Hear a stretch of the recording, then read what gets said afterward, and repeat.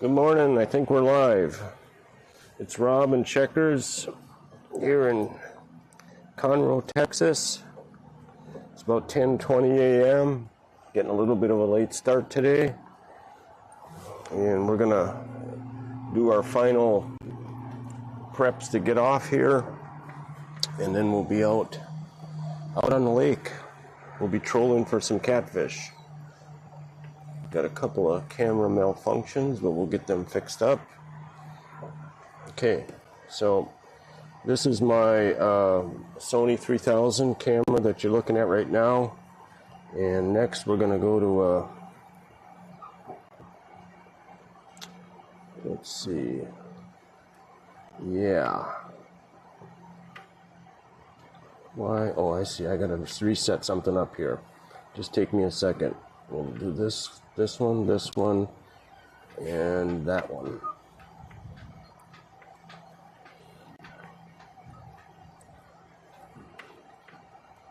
Right here. Yep, that's the one we want, right there. Okay. Let's see. So we'll turn this guy. This is the Checkers cam also. We'll put that on Checkers. See if he stays there. Okay, so we got the rudders are, oop, this rudder isn't down. Huh. We'll get the rudders down. And the dagger board's already down. The trolling motor started. Boats untied on the port side. Get that warming up. And then we'll come over here.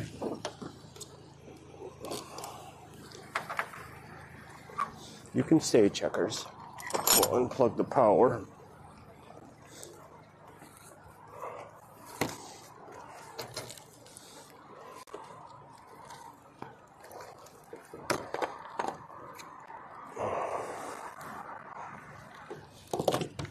Then we'll put the bait container on.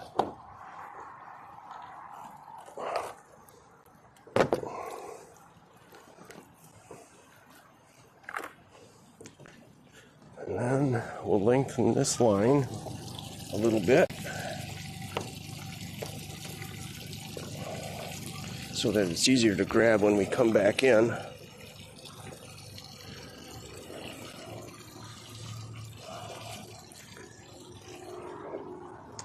Wind's starting to blow already.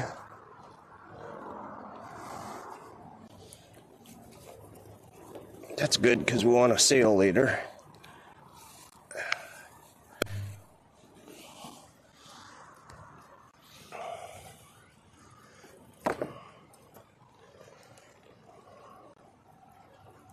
Oh my.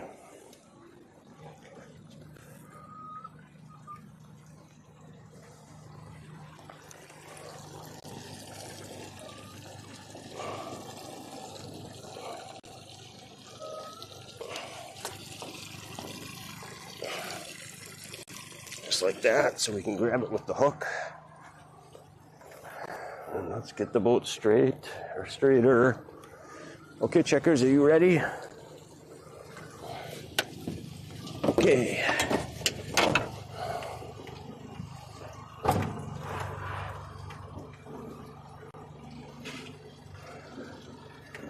Don't need these.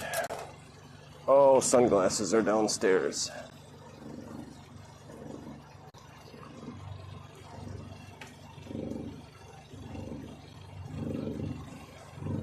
Oh my.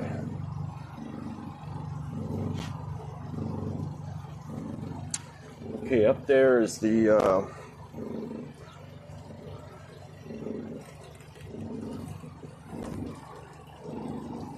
morning, Bill. Hi, Jack.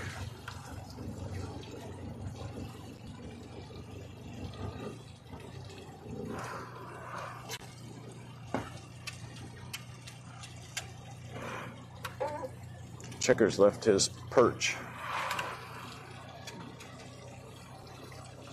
Now, what I'm going to do is go over here and try to catch some bait.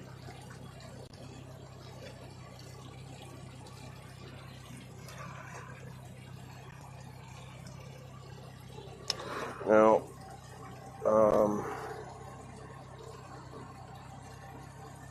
normally I have my live scope, which is the scene you're seeing there.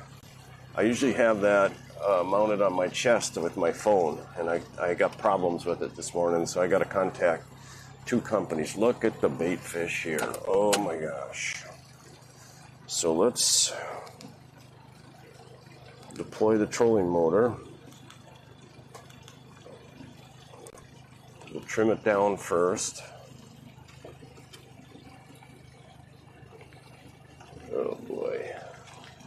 There's the policeman over there. What would he want from me, do you think? Okay, so as soon as we see a big group of them, I'll anchor the trolling motor. Then we'll go see if we can catch some.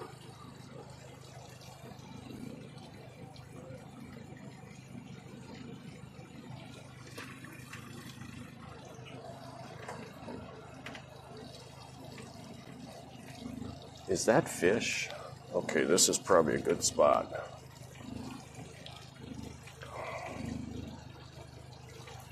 Seems to be quite a bit of bait fish around here. Let's see. So the trolling motor's got us anchored, and now the wind is spinning me around. Okay, there's quite a few up there, so let's go give it a shot. And we'll put on this camera here. And we'll swing this around.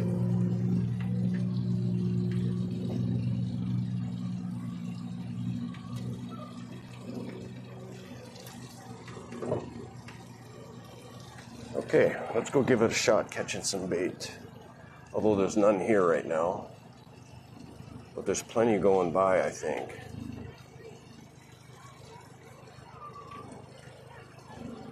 There's some bigger fish. Okay, where'd they all go?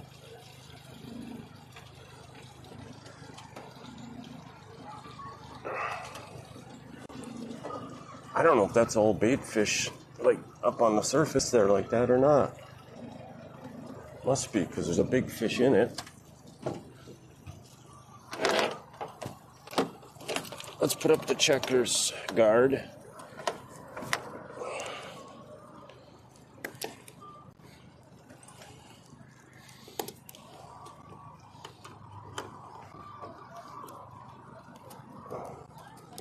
Okay, that's done.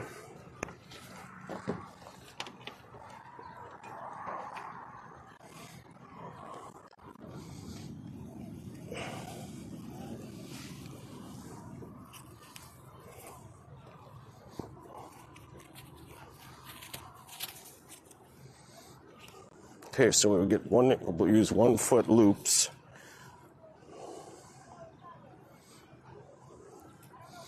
And this thing has a tendency to tangle when I stuff it in the bag like that. Look at that shit. Oh, come on. Okay.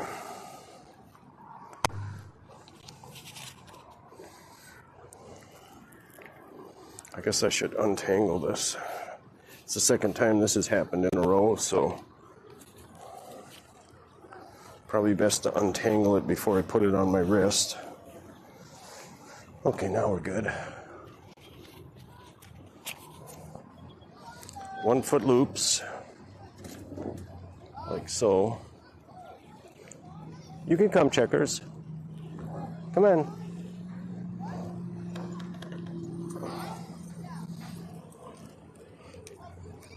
Okay.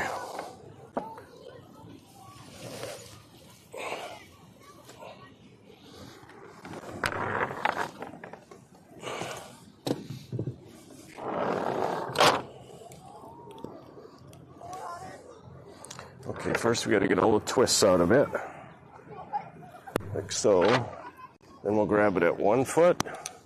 Then we'll grab it at my waist. Then we'll double it over. And then we'll grab about 50% of it We'll go over the top of my hand. Then we'll grab the edge here, hook it on my thumb, and now we're ready. Ooh, that wasn't a bad throw. As long as I don't fall off.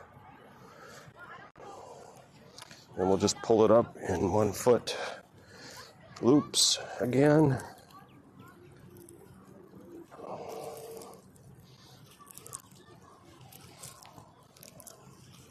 I think I might have some. Yeah, I do. They're small though.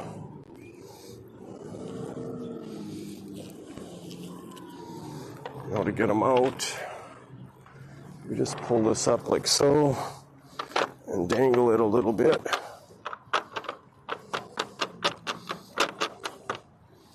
Okay.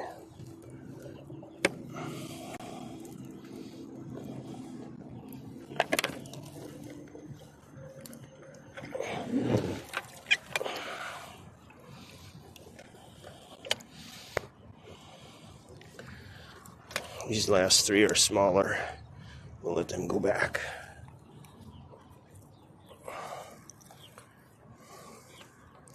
Okay, we'll get the twists out of it. Grab it at 1 foot. I don't like that little loop. Grab it waist high. Then we'll grab it, take 50%, go over the top, thumb it. Pull this up, hook it on my thumb, and we're ready.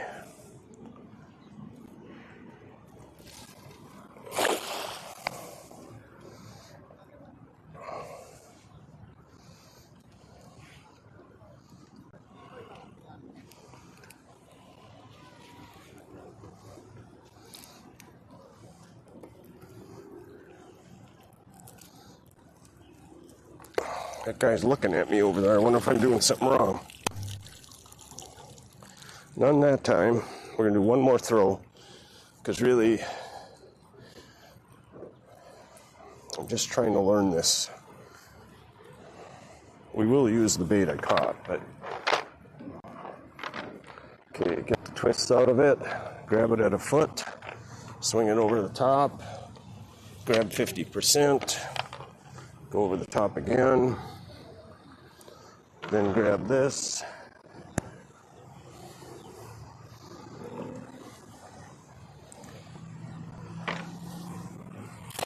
Pretty good throw.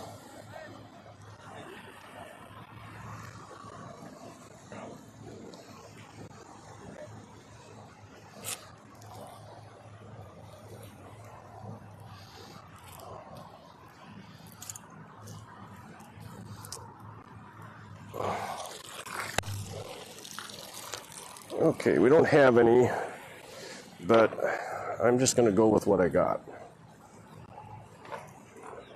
Because I want to try it once. I think these might be a little small anyway. So we'll leave this guy right here.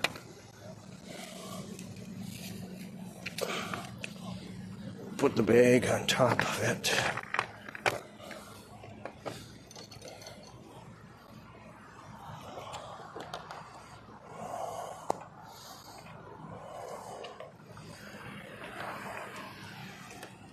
Put this over here, like so. Hope my scenes are still, my cameras are still looking good. I can't hear chat when I'm up there.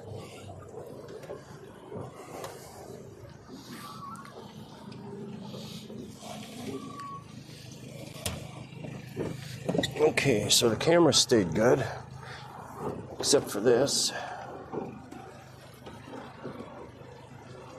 Okay, so now, let's get off of the ink. Oh, I gotta get my sunglasses. I'm freaking blinded. I should have had them on when I went up there.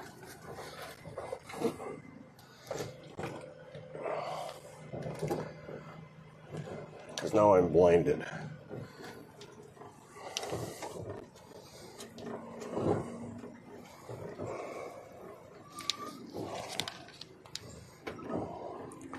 Okay. You doing okay, checkers?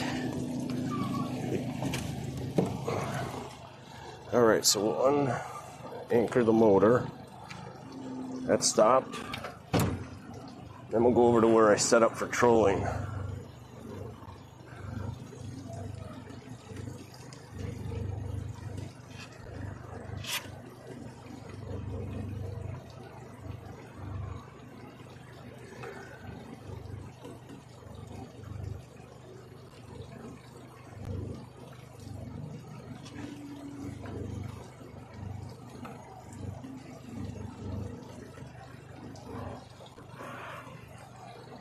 How's the cameras look? Scenes look good. Anybody in chat? Doesn't look like it.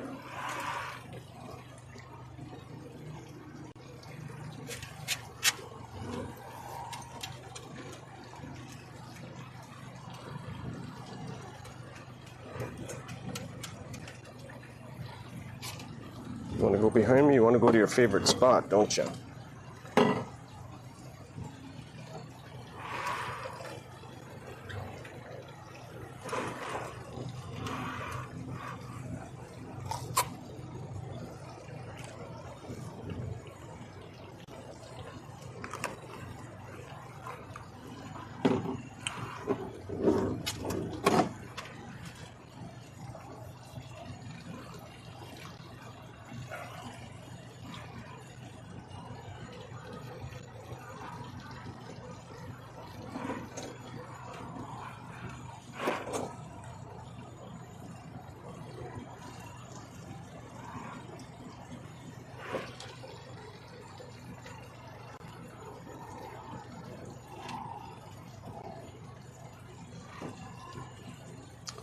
Okay, we're getting close here.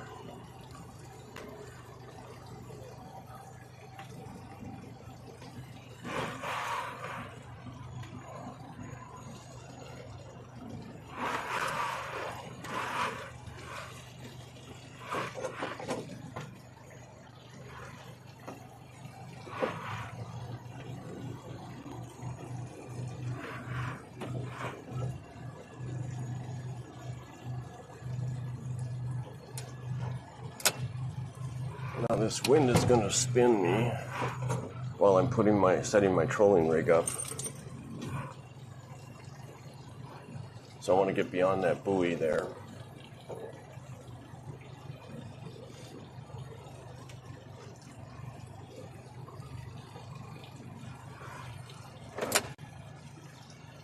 Okay, so now we'll anchor the trolling motor again. And we can probably turn the big motor right off. Alright, so now let me start getting going here. Getting ready to put some bait on. This one's got a hot dog on it already.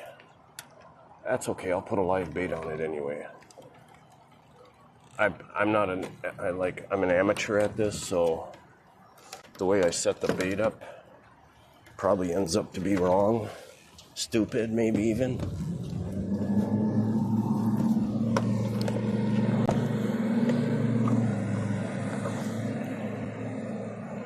Okay, I got one.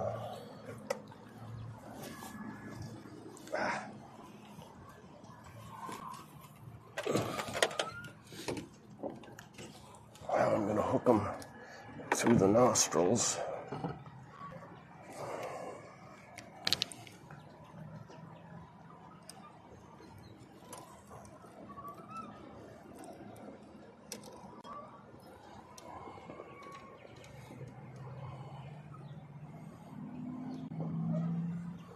Okay, you hook them from the top down.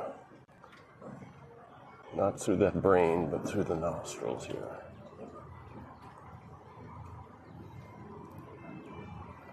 Okay. First time using live bait. Probably totally set up wrong, but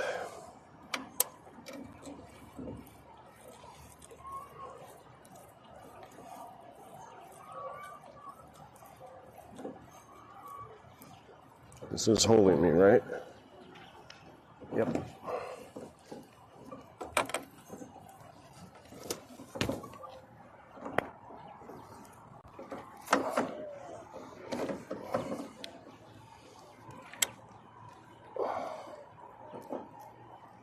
Okay, now,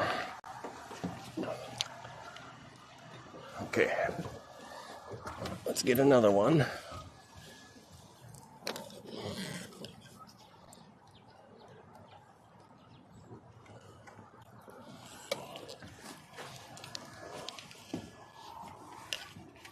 How's this cameras look? They look okay.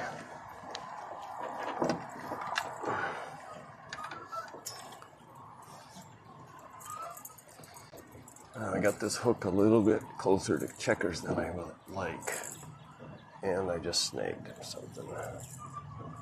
Come on. No, don't do it. You did it. You frickin' did it. Oh, I'm telling you. These checkers protectors here. Oh, come on.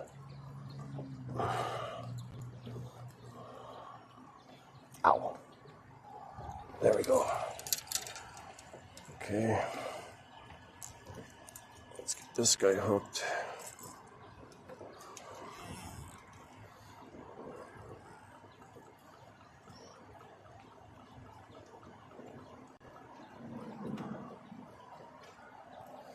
Head of his brain, but just in the gristle of his lip. Okay, there we go. We're still holding good. Oops. Okay, so I gotta let a little bit out, and we'll clip this, and we'll come back to the tether, the downrigger tether.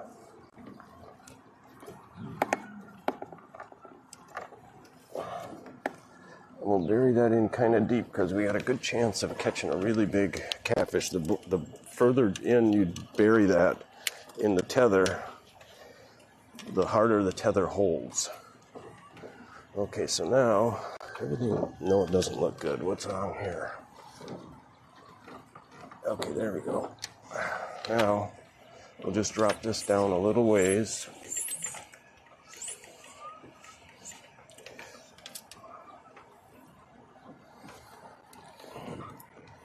Now, one more thing I got to do. I had the live scope pointing forward because I was going to be using it to catch bait, but it wouldn't tether to my phone, so I have to spin it aft so that we can see it.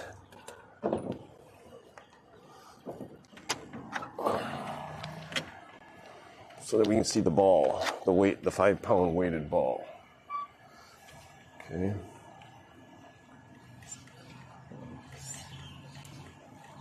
Can't see it yet. How far down are we? We're about 6 feet. That's good enough for now. Okay, now we'll untether, or we'll un-GPS lock the trolling motor. We'll start the prop. And we'll turn the boat, and we'll turn the trolling motor. Oops. Like that. And we'll bring the prop up to about a 3. So it's starting to move us. This is pretty slick that you could do this from the cockpit.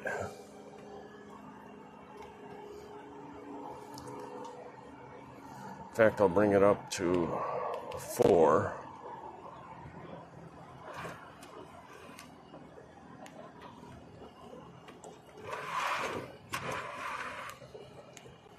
Now the wind will start blowing me.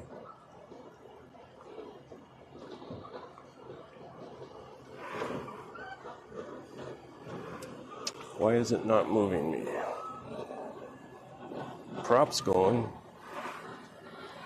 Maybe it's just having a hard time getting it started. Oops. Let's go up to 5. Now we're moving, 0.3.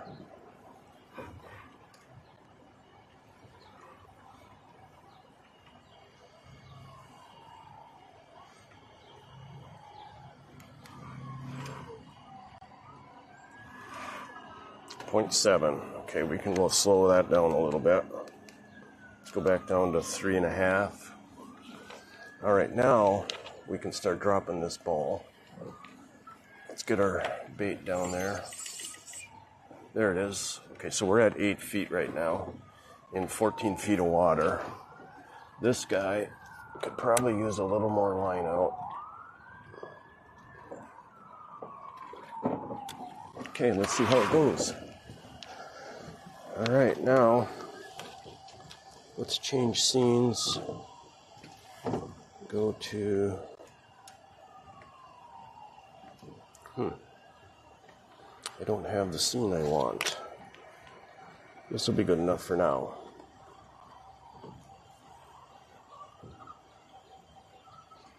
Okay, so we're right outside. Come on, I got a little bit of water in my hands. So we're right outside the marina. That's a floating dock right there. So we'll just troll along here. Now I have gotten snags here, so I'm not going too deep. We're going 0.6. I want to get a little closer to the floating dock. That thing might have cables coming down. In fact, I'm almost positive it would. And that might even be what I snagged on last time, so I just don't want to get too close to the dock. All right, coffee is hot.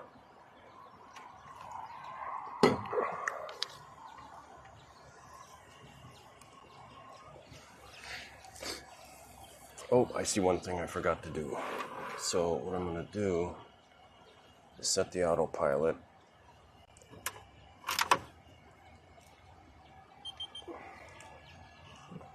There we go.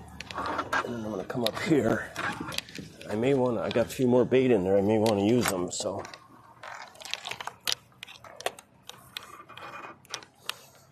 I'll tie this on right here at the end. I'm going to drop this over the side.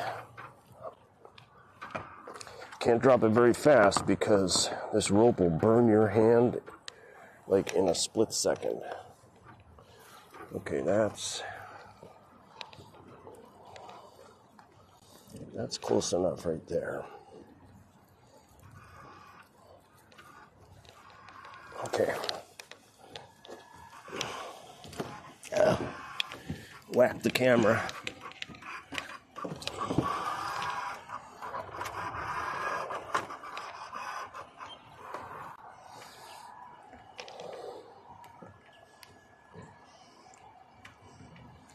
We're going 0.7. Nothing on that line, nothing on this line. We're 8 feet deep. Now we're in 14 foot of water. So we're, 6 feet off? No, it's 15 feet. I'll drop this just a hair more. Down to 10. Why is this thing not turning?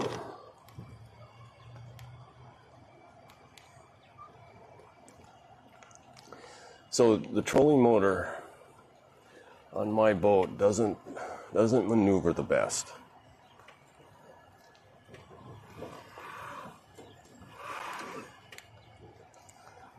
It doesn't work worth a shit on the autopilot.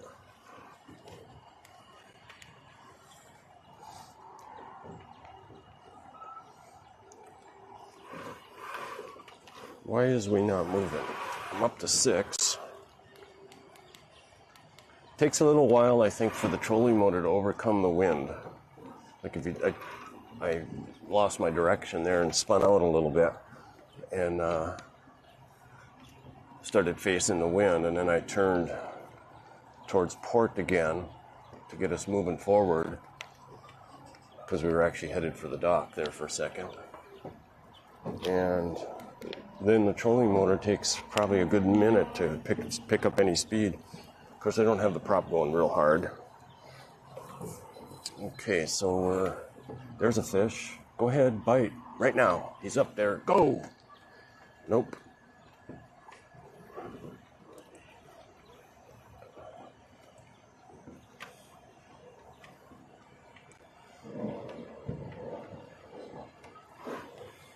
There's 2 big fish. Big ones. Oop, one stopped. One's looking. They were looking. Ooh, this one. Oh, it's because I picked up speed. This line was way back and it looked like maybe I had a fish, but I don't. Just because my speed picked up a little bit.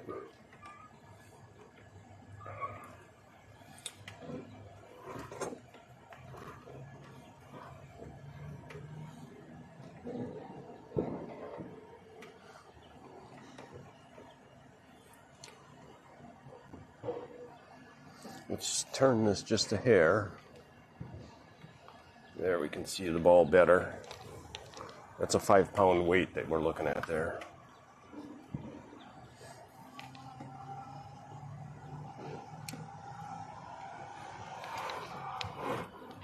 These are all liveaboard boats here. There's a $2.5 million boat right back there. Got 3 huge outboards on it. It's like, in my opinion, way too big for this lake.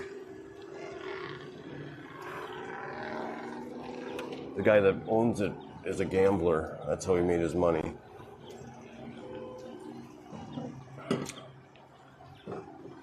Okay.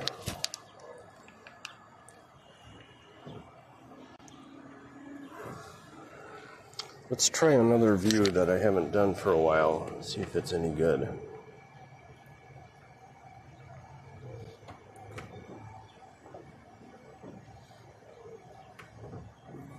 All right, you can see the ball there.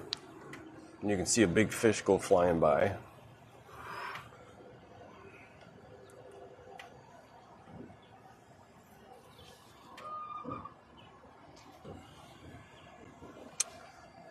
Almost 11 o'clock, so I'm 2 hours late today. Started off, slept till 8:30. Now that I'm retired, you know, that would be like a problem or a sleeping that late. I think I went to bed about 10. But now that I'm retired, I just consider it sleep in the bank, you know.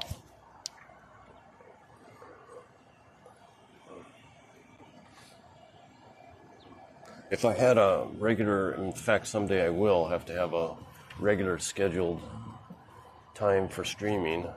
But for now, I got almost nobody watching anyway, so we'll do it on my terms, my time.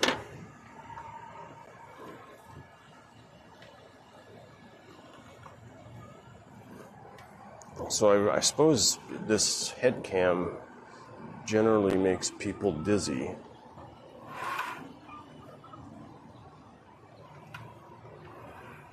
That boat must be for sale. Because the guys walking around it, yeah, they're checking the fiberglass all over the place.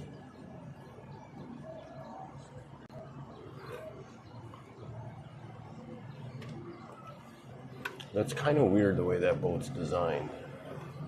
It's got that step down area, which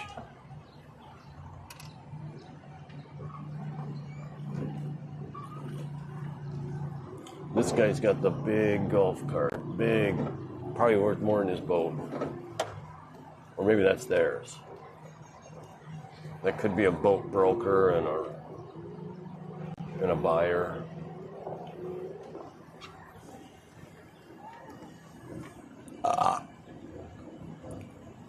So there's a fish back there by my lure right now.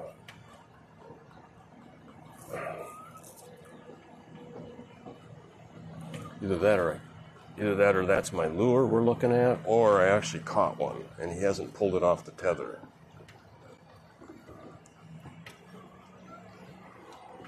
If I see that much more, I'm going to pull my line up.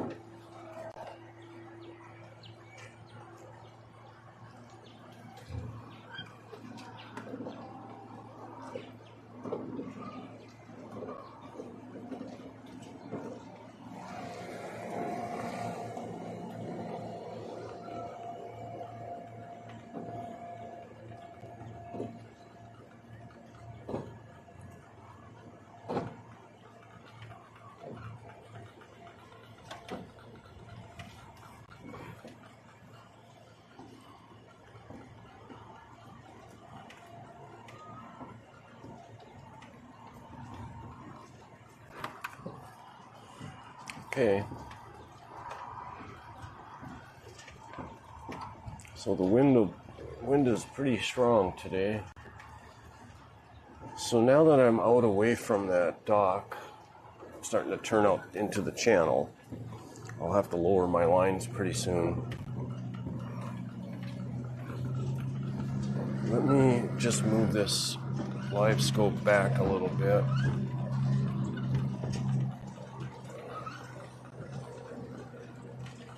Okay, I don't see anything that looks like a fish on.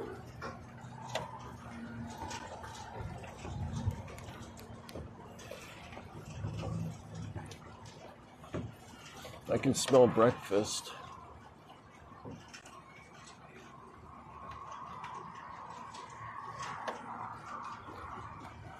Or maybe it's getting to be lunch at 11. I don't know if all of Houston does this, but when I worked for Unify Energy Solutions, I was up north. We start there, up north. Everybody, 12 o'clock is your dinner time, your lunch time. But down here, it's 11 o'clock. And they don't start earlier. Up north, generally, not always, but generally, people would start work earlier up there than they do here, especially in the old days. Lots of people in to an office environment at 5 o'clock in the morning and working a 10-hour day or a 12-hour day, or leaving early, but generally working extra time at morning time. We had one guy, vice president, he loved to walk around in the afternoon, late afternoon, between like 4 and 7, and he really just loved to see people working. And he used to say, if you come in at 5 to work extra time, it doesn't even count. You need to be here late. Okay, so we lost that. Get it back.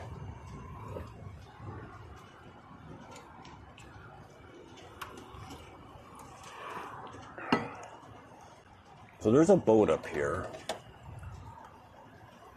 and I've been told it's one that sunk in our marina, and it's been up in this area ahead of me here for the last 2 or 3 days.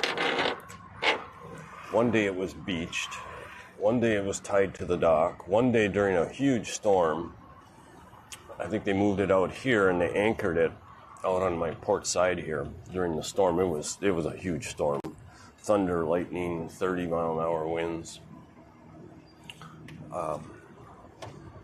And now it appears to be anchored over here, but it might be tied to shore from its stern because it's pointing the wrong way. It's like it's pointing downwind instead of pointing upwind.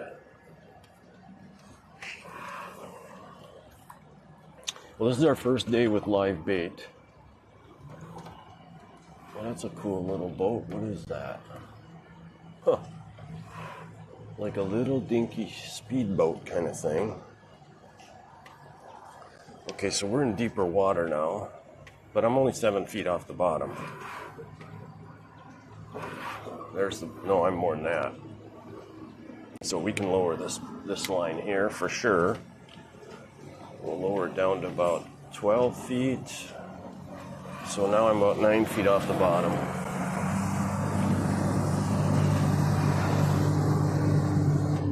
Oh, that's nice. You want to just do donuts around me, maybe?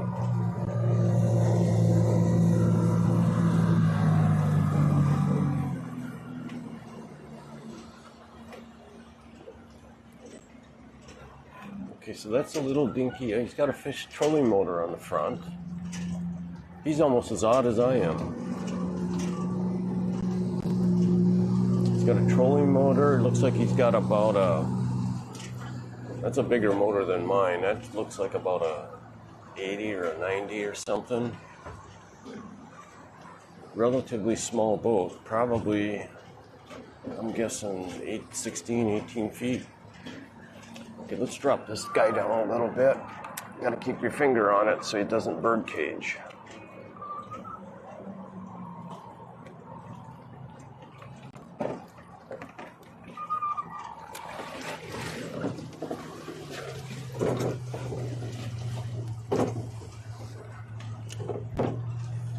think we'll bump our speed up. What are we at? We're at 4. Let's go to 5, see how that feels.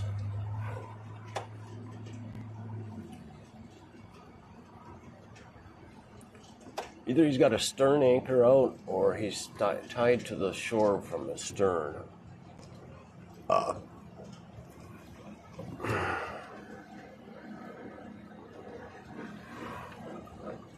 Okay, I think we can go down a little more.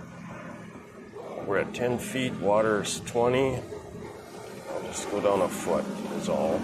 Okay, there we are. Actually, we're down at 12 feet.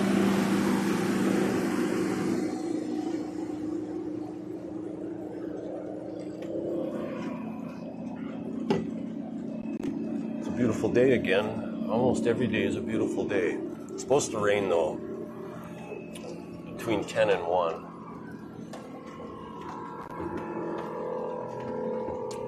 I wouldn't mind. I did get caught out in one rain storm here about 2 weeks ago. But it was, I'm going to lower this down a hair. See if I can see it better. Nobody in chat. I have my chat on voice chat downstairs so I can hear it anyway.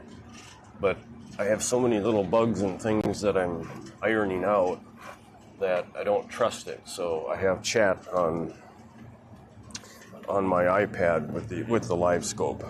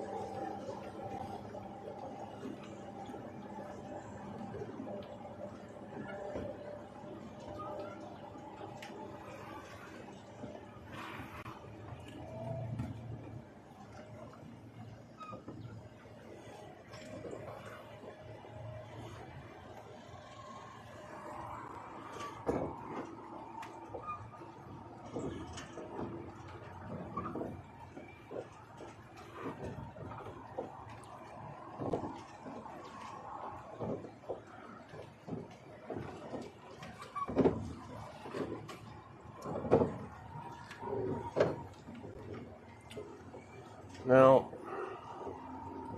ooh, there's a fish, a big one, and he's hovering around my bait.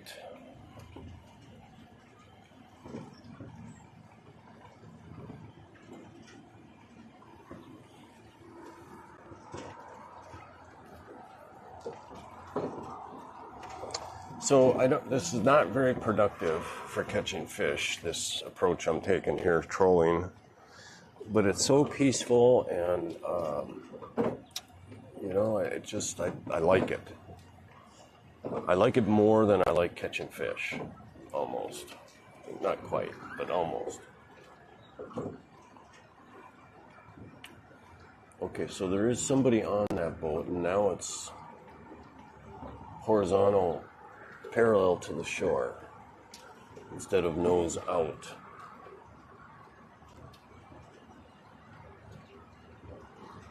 That looks like a kid. Maybe not.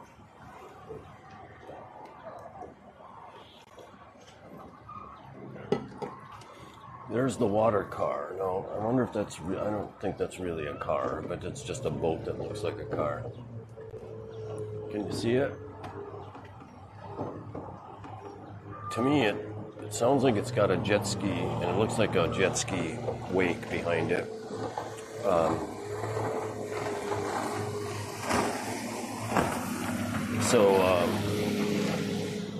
That was the game warden.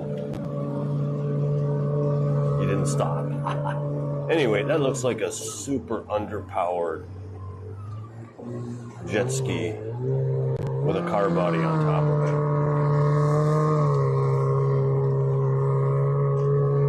It's just laboring to go about 5 miles an hour.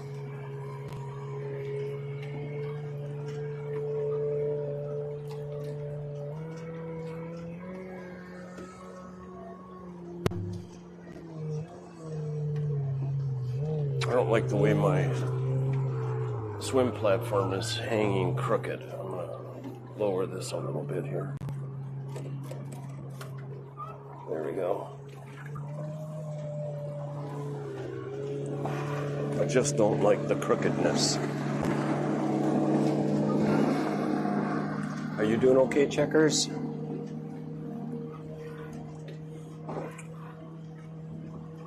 So I'm only going 0.7, yet my ball is like way behind me. Or it's the angle of the dangle. I think it's the angle of the dangle. See, what's happening is because my live scope is here and the ball is out there, that's about 3 feet. So there's 3 feet of distance, and then the ball is probably at the angle I see that cable going down. It's probably about a foot or two behind the boat. So that would be 4 feet. What am I seeing here? I'm seeing 4.5 feet. Okay, that makes sense. So that ball is not really 4.5 feet behind the boat. It's only about a foot behind the boat. And it's because I have the live scope turned towards the ball. So the live scope is looking about 45 degrees, or maybe even more, maybe more like 60 degrees. Let's see, if this was 0, then that would be about 60 degrees. Yeah, it's not 45, it's about 60 to the port. So if I was going, I'm going east, no, I'm going southeast right now.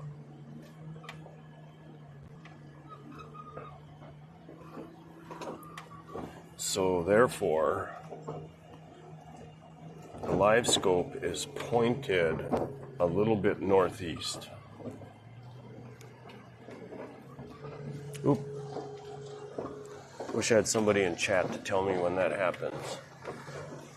So I have this set up where I can have somebody else, I can give somebody a link, and they can control all these cameras and scenes.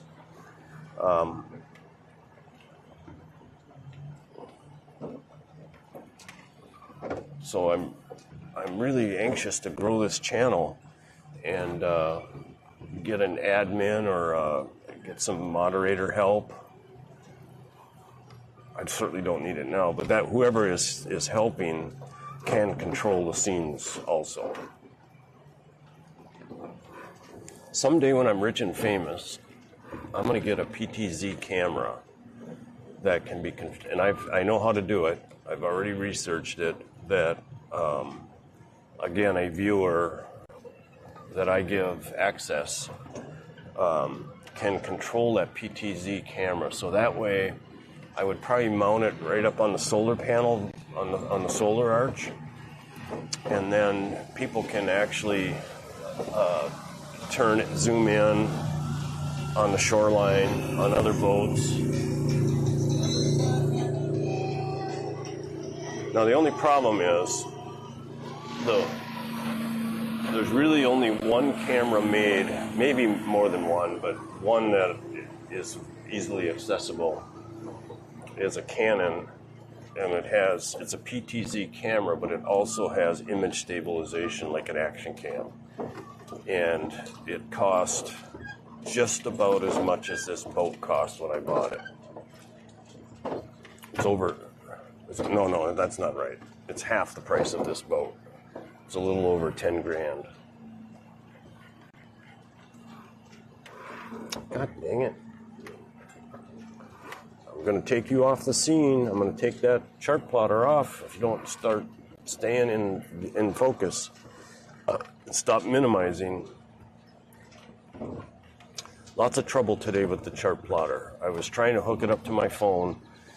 I have a whole nother setup that I use when I'm standing up on the bow of the boat, either fishing or catching bait. And I put my iPhone right on my chest, facing up, so I can look down at it.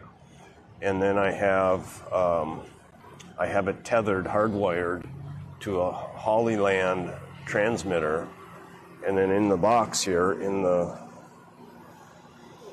my streaming box, I have a Hollyland receiver, so that gives me, that allows me to take this live scope, put it on my phone, and be wireless.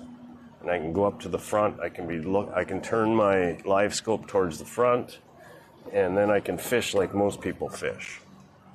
You know, off the bow of their boat, looking at their live scope.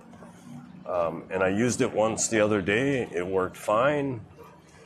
Today it was like a piece of shit. Just like this is becoming here, trying to see the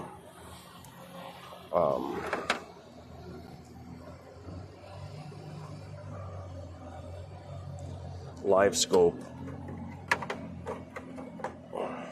in a normal view. See, it completely disappeared. It disconnected. I have Wi-Fi from my iPad to the chart plotter, and right now it's minimized. But a few minutes, the reason I dumped it and went off of that scene is because it actually disconnected the Wi-Fi. And I called Garmin about it, and we went through all kinds of settings. I've got all of the notifications turned off on that iPad. Another reason I'd sure like to get more people on this chat is when I'm having problems like that, you know, somebody can help me out a little bit by maybe researching the problem on AI right while I'm having it. Or maybe they know the solution.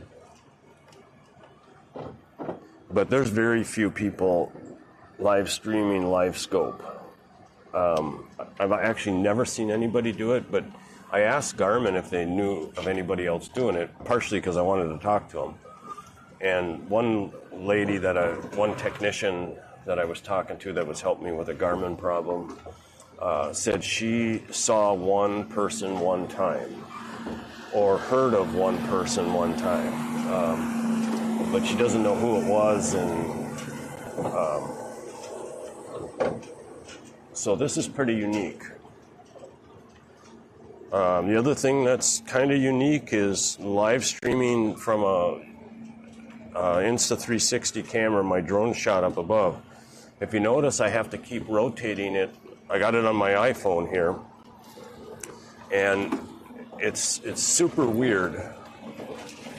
I was actually pretty disappointed I was chatting with two different technicians at Insta360 on their chat system.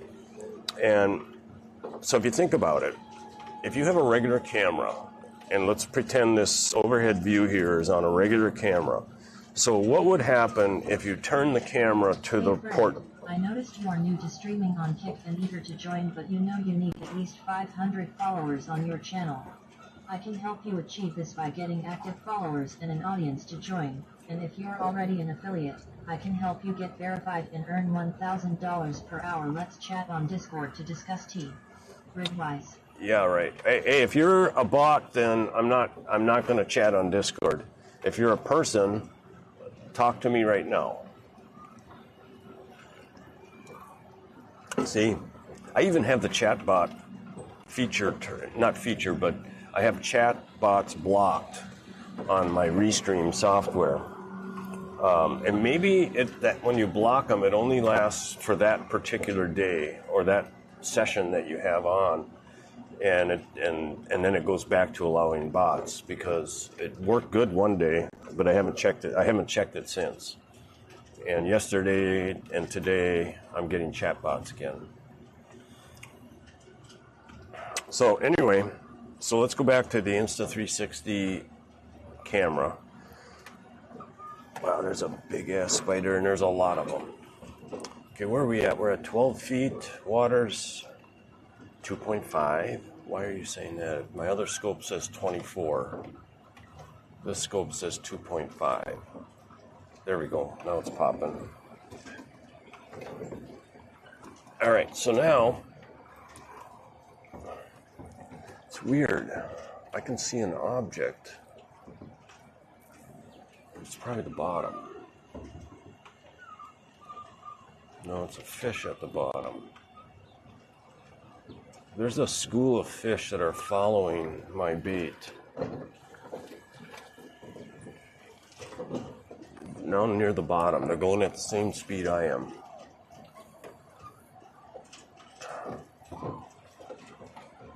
They're down at 19 feet. It's definitely not my hook. Is it? No. I might want to pull that up. If that thing stays there, that could mean I've got a fish. And it hasn't pulled the tether. Looks like a big one. Huh, that's weird. Let's see what happens when I lower this a little more. Because we're in deeper water now. We're at 12 feet. Now I'm going to lower this weight ball down to 15 feet. Huh. No, I don't think that moved. That's weird.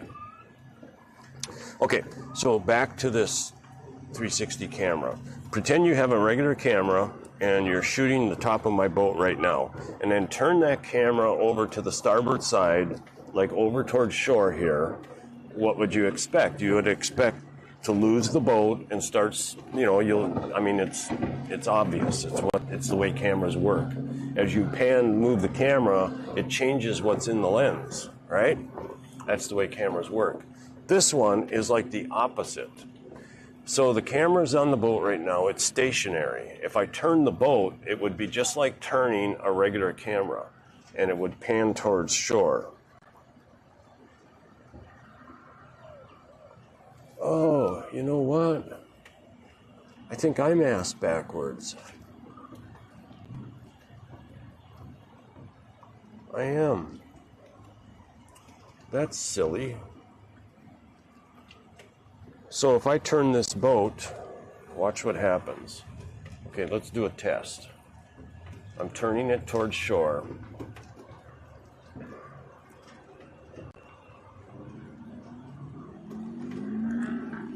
Now it's weird. The boat is kind of staying in the picture really good. No, wait, no.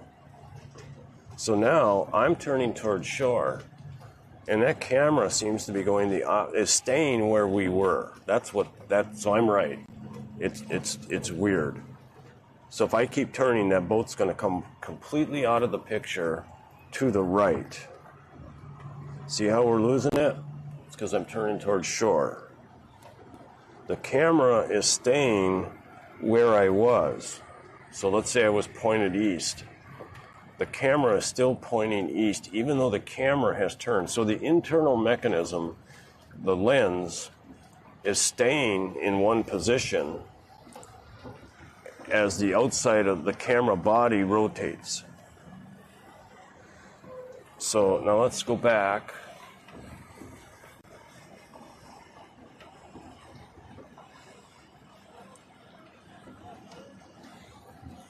And see what happens. Let's see if the boat comes back into the center of the picture.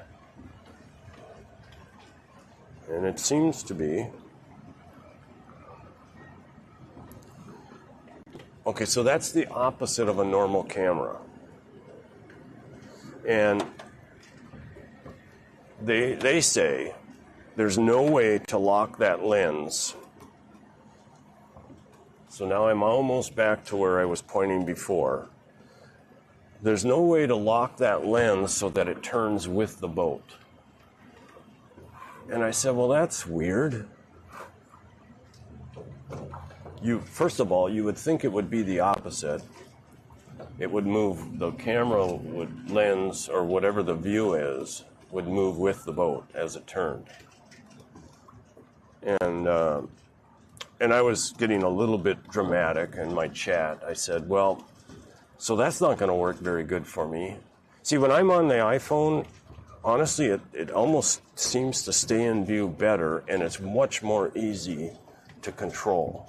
Well, see how that boat, it kind of sometimes, I move it once, put my finger on the screen, I move it to the left, the boat goes to the left, then I take another grab at the screen to move it further to the left, and I start moving it again, same way, and the boat goes to the right. So, but it's better on my iPhone. When I put it on the iPad, it does that in a more dramatic fashion. So, let's say let me do it again. So I'm putting my finger on the screen, I'm moving it left. Now let me go back and grab it again, and it's going left just like you would expect. Well, now I'm going back right, and it's trying to go back left. See, I can't, there we go. So maybe it's just a screen sensitivity thing, but whatever it is, it's way worse on the iPad, to the point where it doesn't, I really don't like, it's hard to give you a good view on the iPad because it's so hard to maneuver. Anyway, so I told the technician I was chatting with, I said, well, that's disappointing. Here's my over-dramatic part of it. I said, well, it doesn't really work for live streaming very well then. And they said, well, what you have to do is you have to record your live stream and then you got to go back and edit. And I said, well, I don't want to go back and edit. That's half the purpose of live streaming, is so that I don't have to spend 8 hours a day editing my videos. And I said, well, that's too bad for your company as well, because you're not going to be able to sell this to people who want to use it for live streaming. And I don't know, the technician said something like, well, you need to go edit your videos after you've recorded them. Okay. I'm starting to learn how to do that anyway. I'm using Canva. I tried out, there's a China one called CapCut that when you see the tutorials or the reviews of it, it looks really, really good and really, really easy. So I only used it for like 15 minutes maybe, and I got to go back and watch the videos again. I mean, the first time I watched them, it was really just me checking the software out. It wasn't me trying to learn the software. So I got to go back and watch the tutorials. What's our speed? 1.2. Wow. Now the wind is coming out of the south pretty much, and it's not very strong. So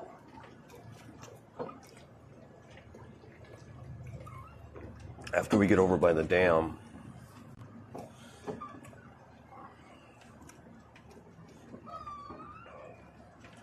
we'll turn and go northwest and put the sail out and troll with the sail.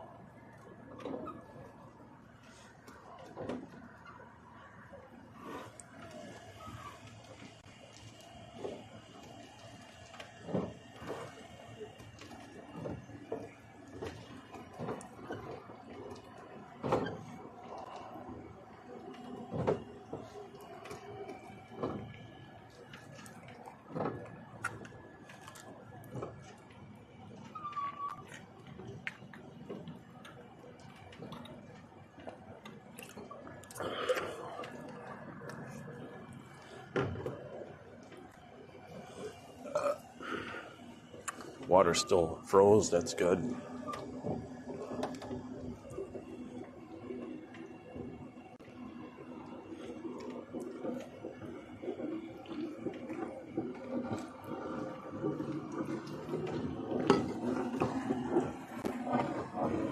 Okay, we're at 14 feet and we're in 28 feet of water.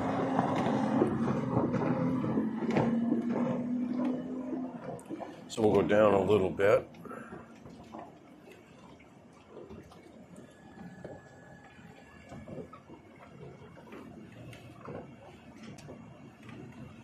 So I got a problem with my Garmin Live Scope.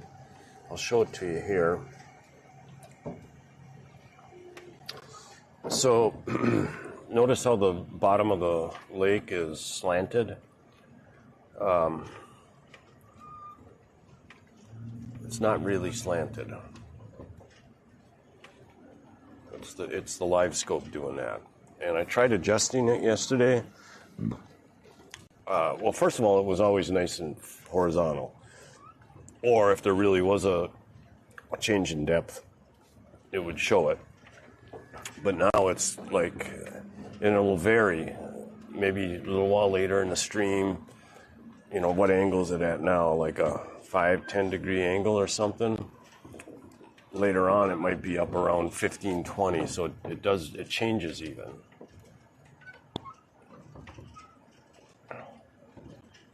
It's the weirdest thing. I have something down at the bottom of the water traveling at the same speed as the boat, and it never goes away. So it's either another problem with the live scope, or I don't think I have a fish.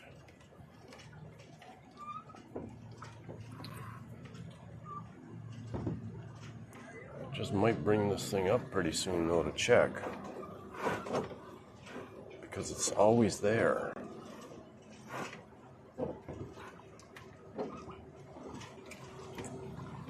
It's bugging me. So what I'm going to do is I'm going to bring this up, start bringing it up and see what happens. Okay, so that's going up also. Oh boy, what's that all about?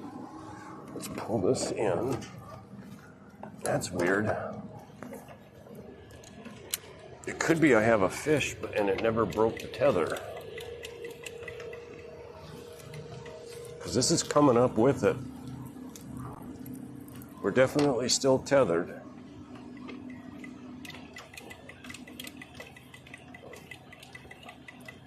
That is weird as heck. Okay, so there's the tether.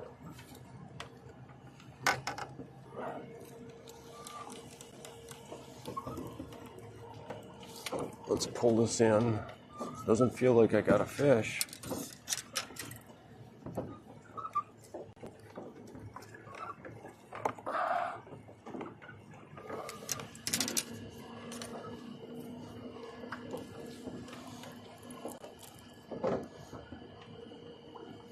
So my bait is gone, but that could just fall right off. Huh.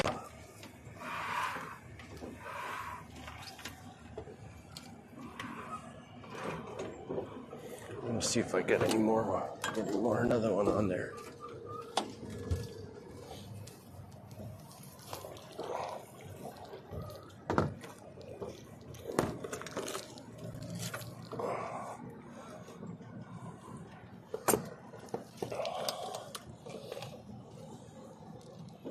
So there's one dead, and here's one alive.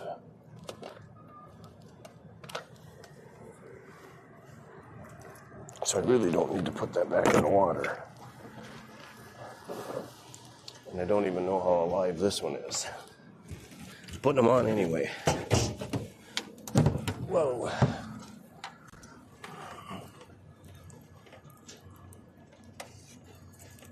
Okay, let's do this without snagging.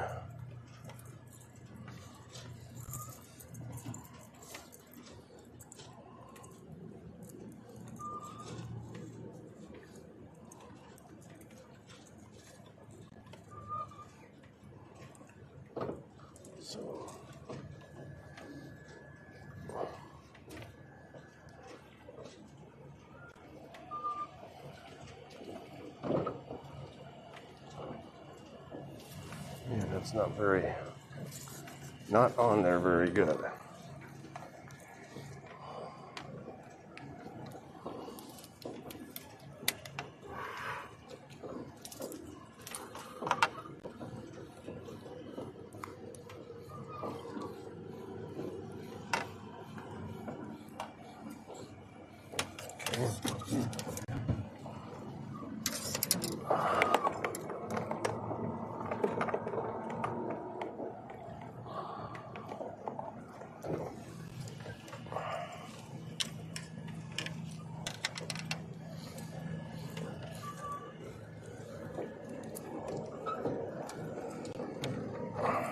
Put that there. Almost that. Not there, but right there. Okay, and we'll let.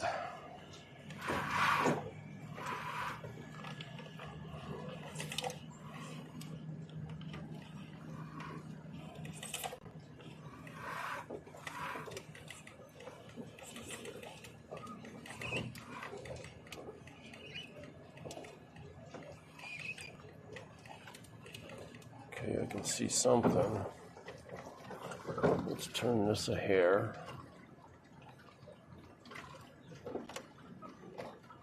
Okay. We're going 1.5. Now we're down at, let me put that on the screen. Okay. Sorry about that again. So we're at 15 feet and we're in 30 feet of water. So we're going to go down to about 20. There. Now this guy, because we're going kind of fast, I'm going to let a little bit more line out.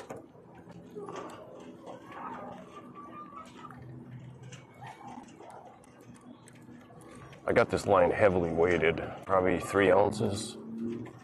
Well, I don't know if that's heavily, but it's weighted. Okay, we're at 20. The lake's 30. We're moving at about a mile an hour at this moment. Nobody's in chat. Drink the water while it's still cold.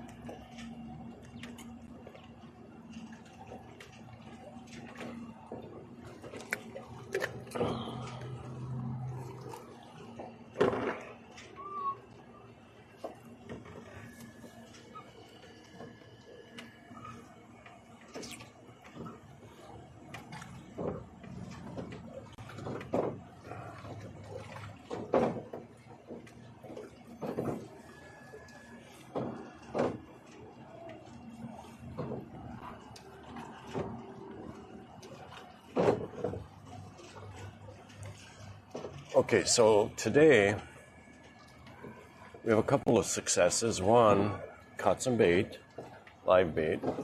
He's in the net off the bow of the boat. And then we fished with it. Haven't caught anything. And I think this bait is a little too small. I really need something bigger. And I got to figure out how to catch bigger ones. Maybe it's just more throws. Do you love to join your live streams whenever you're streaming? Add me up on Discord, Candies001. Hey, you're a bot, I'm sure, but if you're not a bot, talk to me now, because I'm not going to your Discord.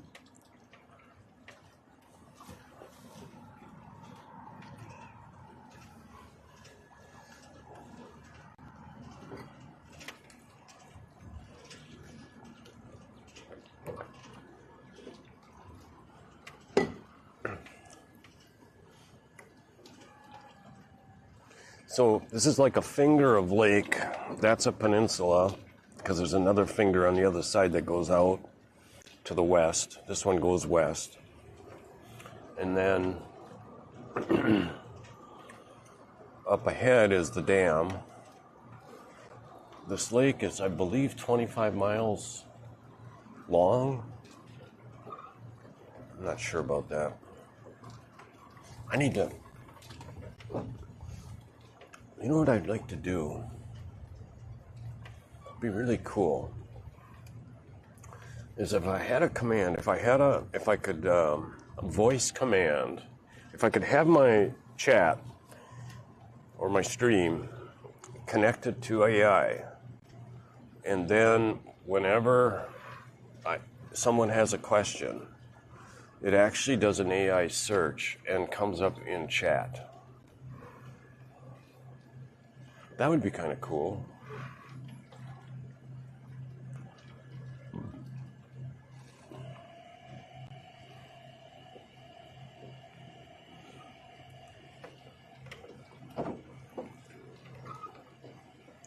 I know I'm getting one of the GeekCom mini computers. It's already at my house. I ordered it this week. And I'm going to put it in my streaming box here. And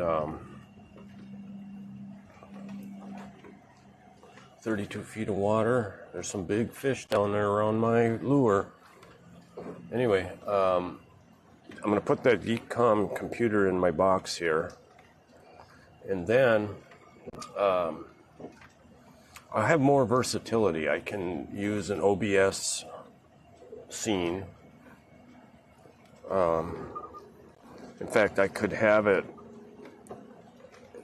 could allow me to actually hook up more cameras or more scenes easier, because what I could do is have the Geekcom output,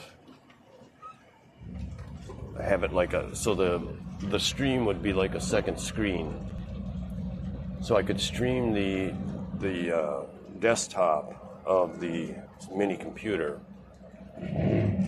So then I could switch to that scene. I could type in, I could go to Grok or ChatGPT, type something in, and it could come up on the screen for everybody to see. Now, of course, lots of people are sitting at their computer anyway, so if there's a question, they could search and post. So maybe that's not even a great idea. So I always wonder where these go-fast boats are stored. That one, I don't know where he came from, but it's almost like he's tied up to some posts or something there.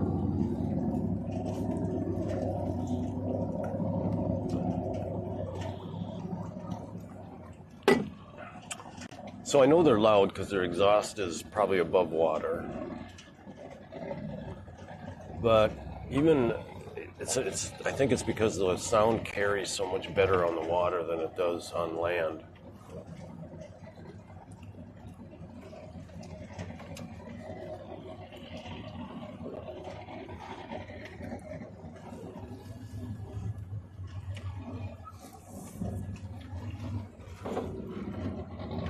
So there's not much wind.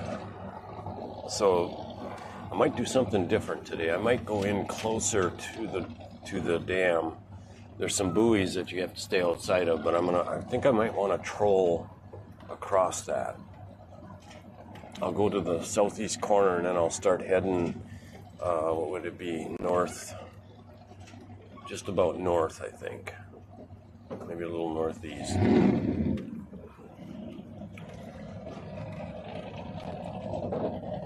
It's almost 12 o'clock already, though, and I need to be in by about 1.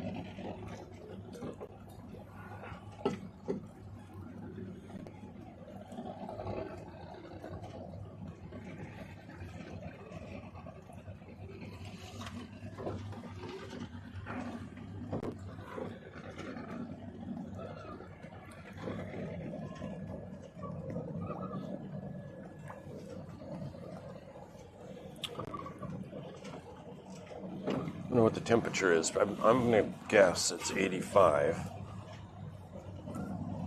Lots of fish down there.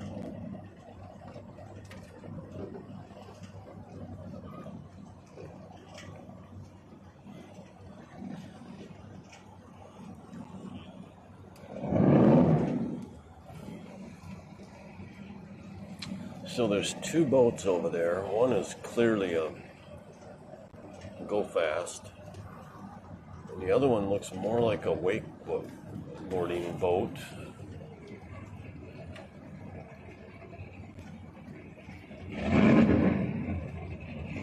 Okay, yeah, that's the go fast up on shore there.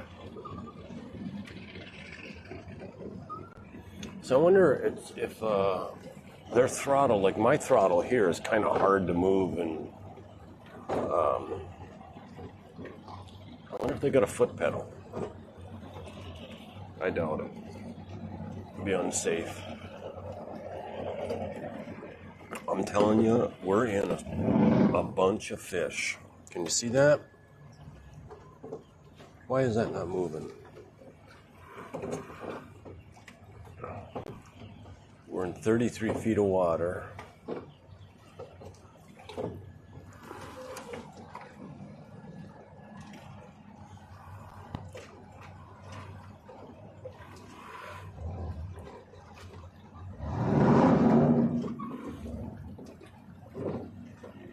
Sounds good.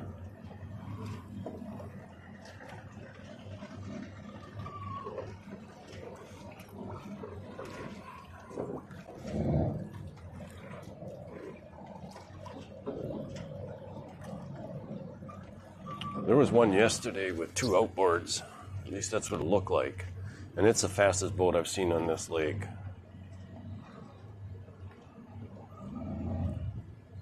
It'd be kind of cool to have almost like a police radar gun on some of these boats, just for the fun of it, to see how fast they're going.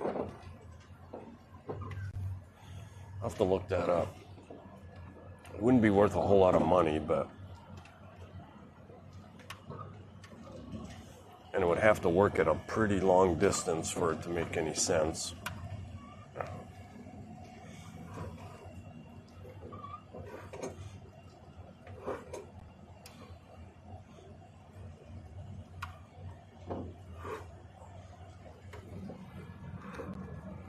Sure it's taking that guy a long time to get out of there.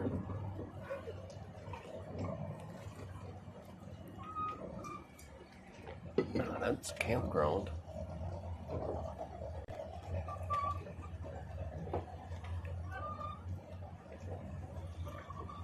So the wakeboard boat seems to be going back in.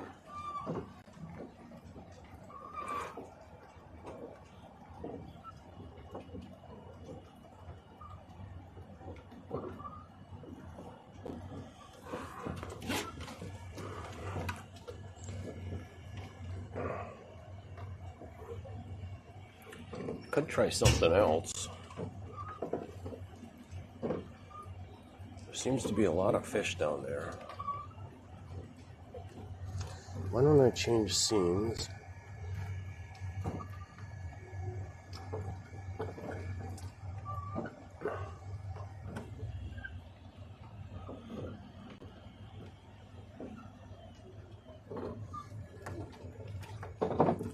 This might be kind of goofy, but well, it's not goofy. It's really about trying to catch some fish. So I'm gonna go back up. I'm gonna go up on the front. I don't have a tether, and I don't have, and my life jacket's downstairs. What is this coming over by me? This almost looks like that game warden. Or is it somebody towing a boat?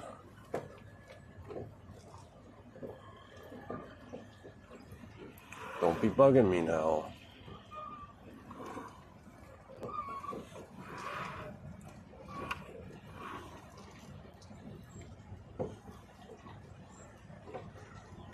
That could be the game warden.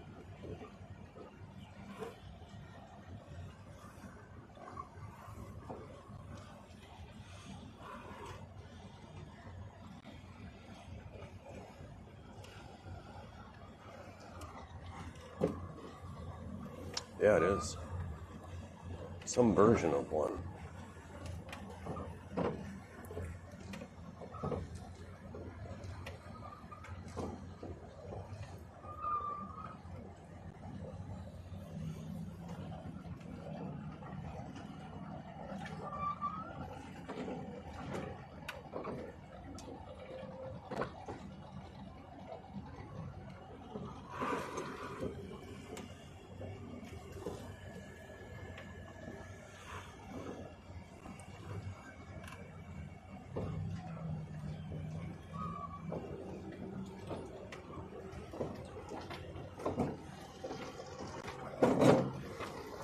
I'm gonna grab my life jacket.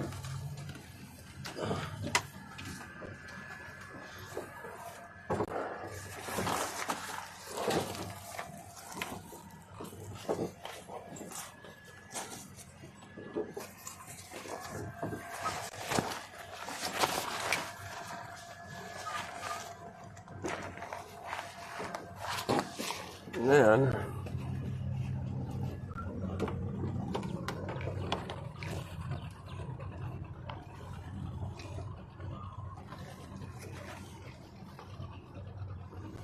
turn the boat.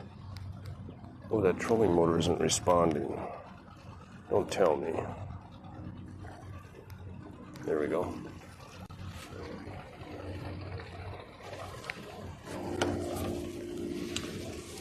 I'm not going to go up on the bow when these guys are around me. Especially that game warden. 33 feet. We'll What's he doing? Is he scouting me out? He might be scouting me out.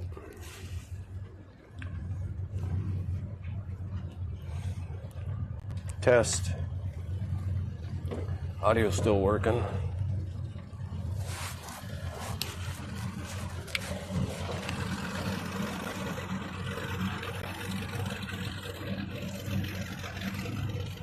Guy with his girl.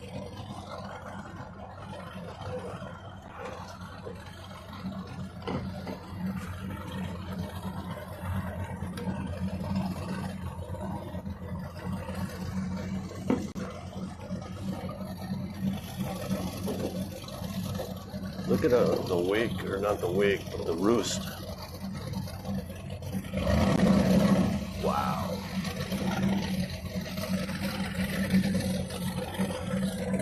I wonder what engines in that are. 2 engines. Single or dual.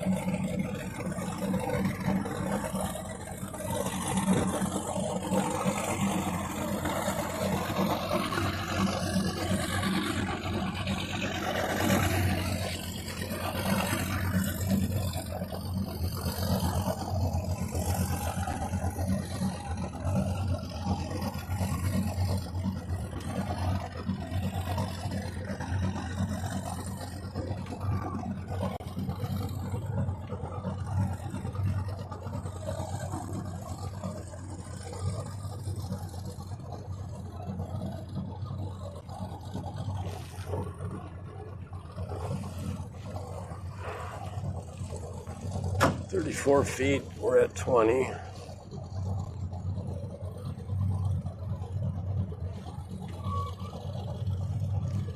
It even smells good. Look, you might be using some kind of racing fuel.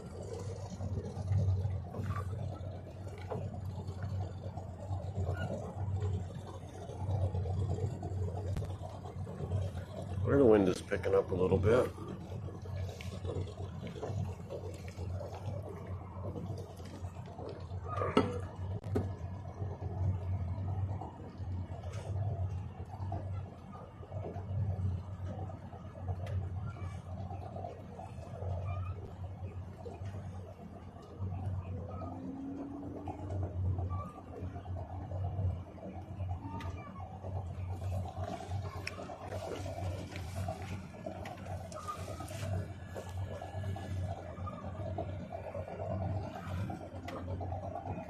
Lots of fish down there, man.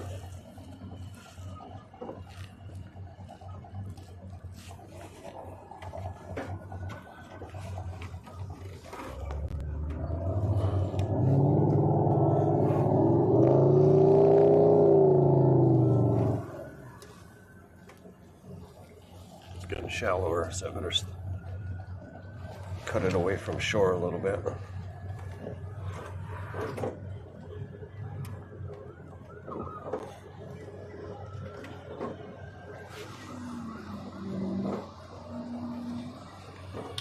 Now, probably the better approach to this would be, don't put my lines down at all, and then use the big motor to get over to this dam or go get wherever there's more fish.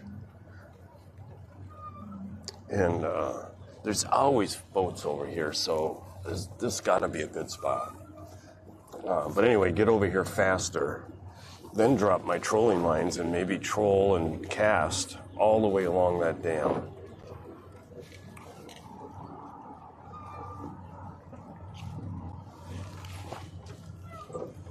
"28, and we're at 20. I'm going slower than I was though, so let's speed this thing up 2 notches.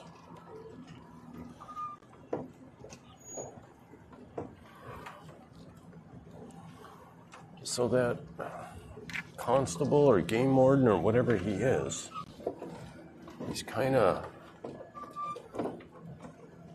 hanging with that other boat that go fast.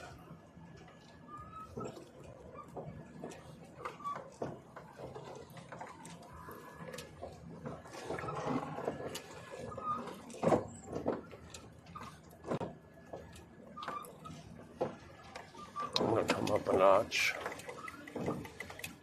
to 18 feet.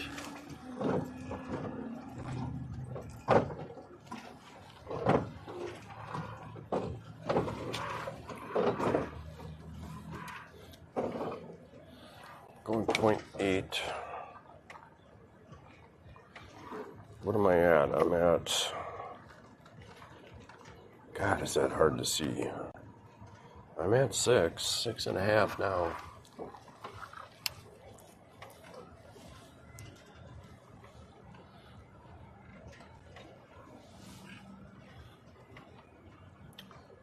Now I'm at 1.1 mile an hour.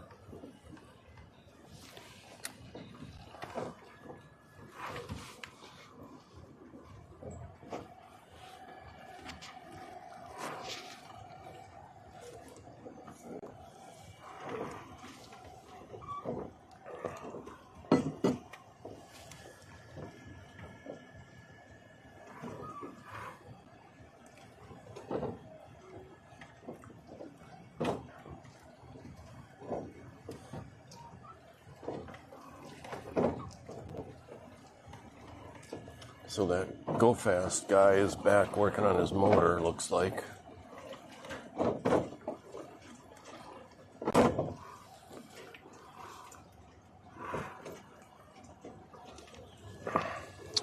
Now, when I'm fishing on the bow, that's when I really would love to have the live scope on my phone on my chest. So I got to test that some more and figure out why that wasn't working this morning.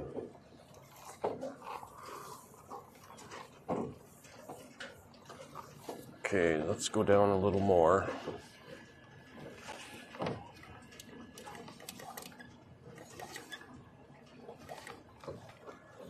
We're at 20 and the water's 30.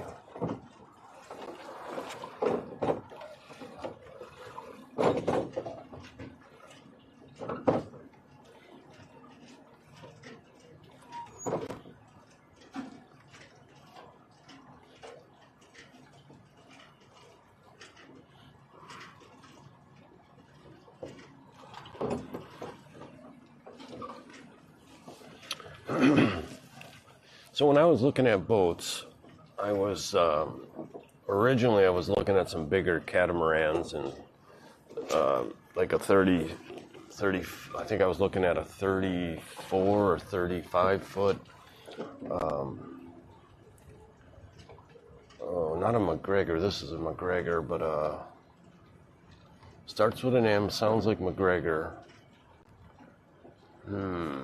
Maybe I'll think of it. Anyway, it was just another sailboat. And I watch a lot of sailing YouTube videos, and the amount of work that those people have to do on their diesel engines in those sailboats in a very cramped space, it just didn't appeal to me. I thought if I get a... And then for other reasons, I started looking at these Macgregors. And I just like the idea that it's got an outboard and you can trailer this thing because, you know, you can just go buy another outboard or you can get it worked on easier.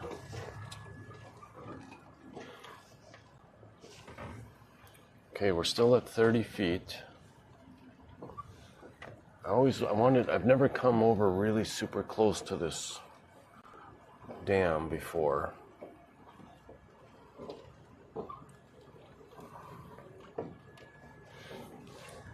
So that's what we're going to do today, because there's not much wind for sailing anyway. So I'll probably just go to the dam, turn around, and come back home.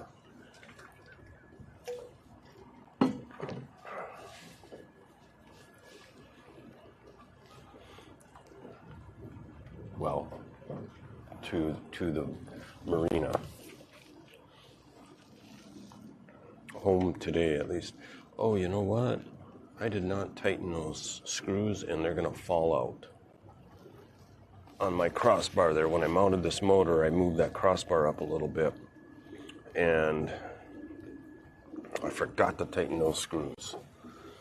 I might want to do that before I even leave if they're still in there. They're just little set screws. and they're metric. They're a little hard to find because they're stainless also.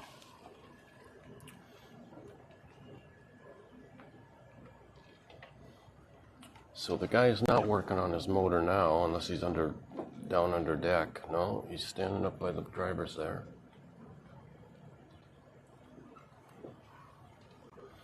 I wonder if he's down and out and needs a tow.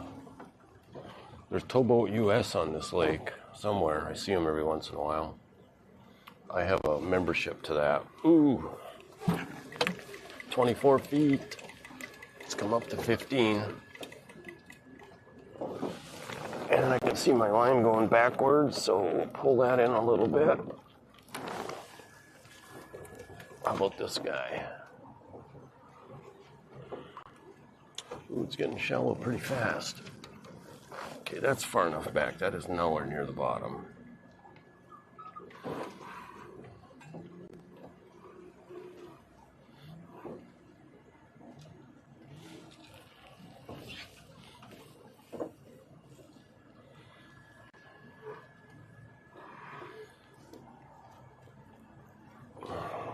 Oops, what happened? Low battery. Low battery already, huh? Well, I did have it on for quite a while I was trying to get the stream solved this morning. So, I never want to change that battery over the side. I always want to pull the camera in, which is easy to do. Pull the battery out. Get it in the charger. Get the new battery out. I only have 2 batteries for this camera. The other one I have 3.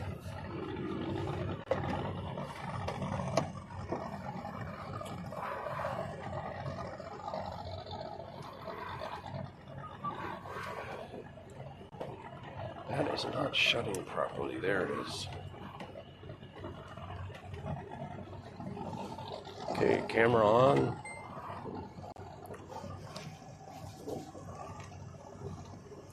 Trying to connect. Sometimes you have to touch that to get it to, it's almost like you're approving of the connection. Then down here it says join. Eventually. Takes a while for this thing to find each other. Here's the join button. And I don't have anything to touch up there. I don't know what the difference is. Sometimes I put the camera up, I gotta bring it all the way back down. Okay, there. That's not right. So we go from 360 to normal view and then back to 360 and then the camera is live again.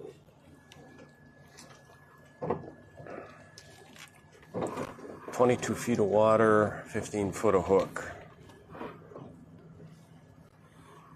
Now there's a fishing boat over here. No, it's not a fishing boat. It's a wakeboard boat. There is nobody fishing along this dam today.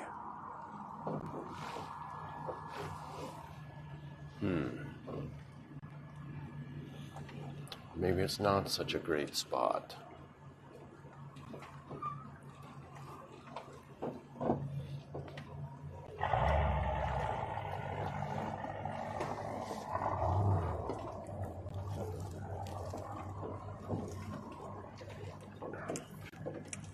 I don't see, well, there's a buoy over there.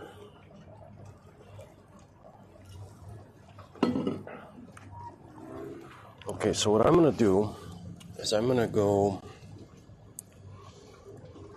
to the chart plotter view, except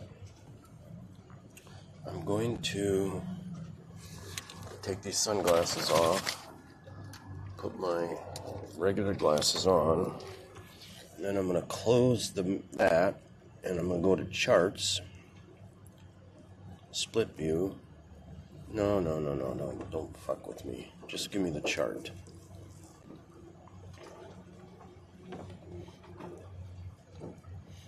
Okay, so there's me right there.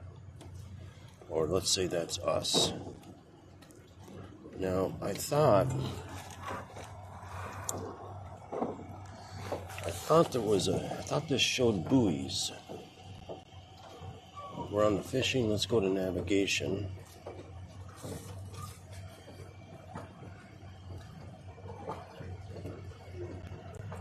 Okay. I don't see buoys. There's the creek bed right there. So that must be the original creek.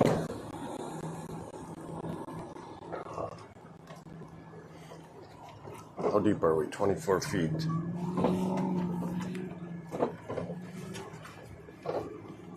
I do see a buoy over there.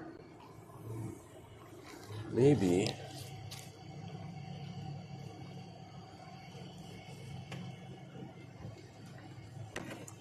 Can you read that? Can anybody read that depth?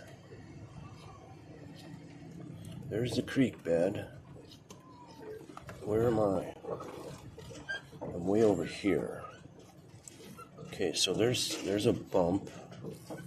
22 feet. Okay, over here. 24. Huh.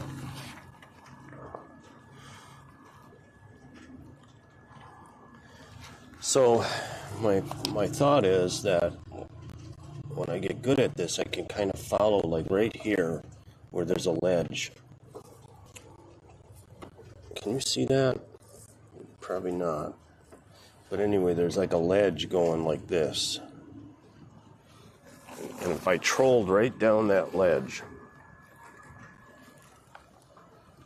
like for example, let's look for another one where I'm headed. Okay, so then, let's say I keep going the direction I'm at right now. And eventually I would hit the dam. Why does that look so far away, I wonder?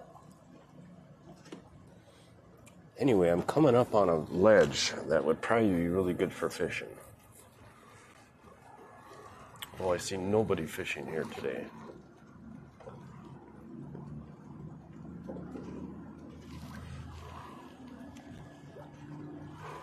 So we're in 25 feet of water and our hook's at 15, maybe 14.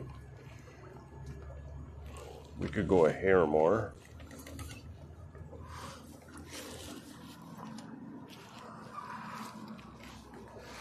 So this is something new for today anyway. Let's go to clear view on this chart. Sonar, clear view. Okay, so there you can see some fish.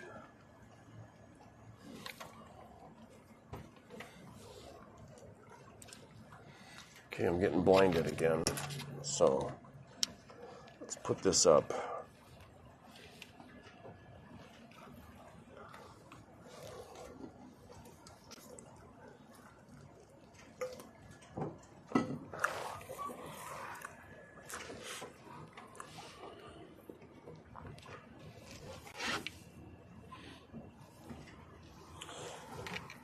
Okay, we can put this guy up.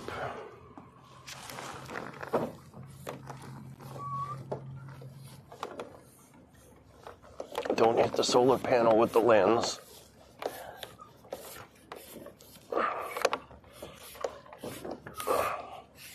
How's our audio? Testing? Test. Looks good. Okay. So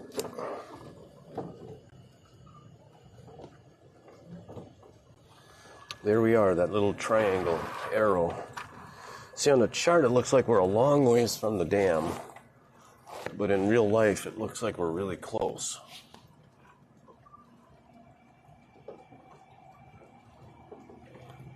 There's 2, maybe 3, maybe 4 massive houses.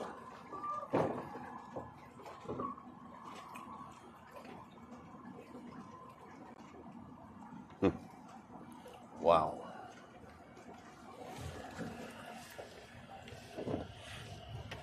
I'd rather have my boat. Just boat, I've got it set up like a tiny home. I mean, I can live out of it if I had to. In fact, my plan is to do the Great Loop, which is about a 1-year-long trip. Okay, hold on.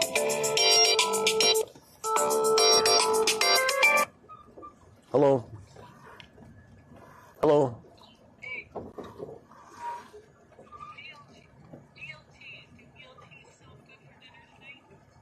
Sure. We could pick some up.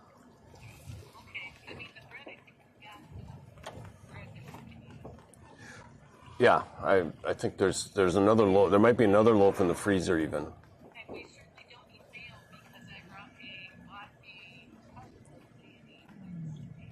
Oh.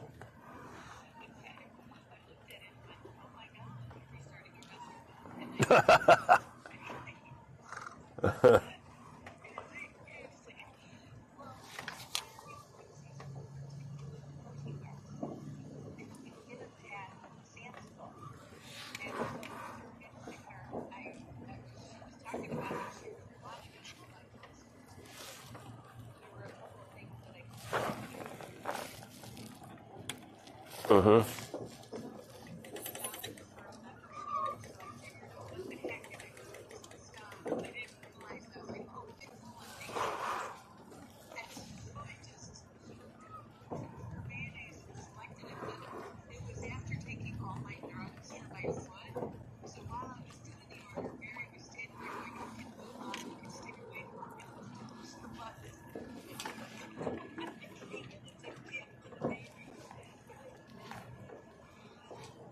I wonder if there's anything you can make with that.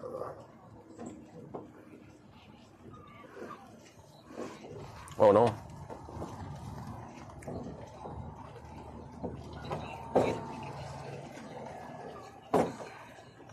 Mm-hmm.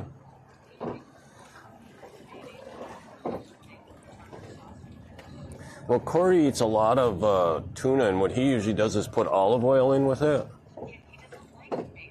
Oh. I thought maybe that was an opportunity to use some up.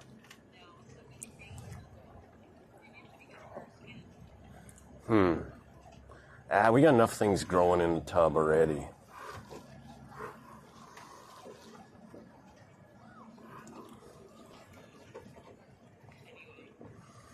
Okay, lettuce, tomato, and bacon.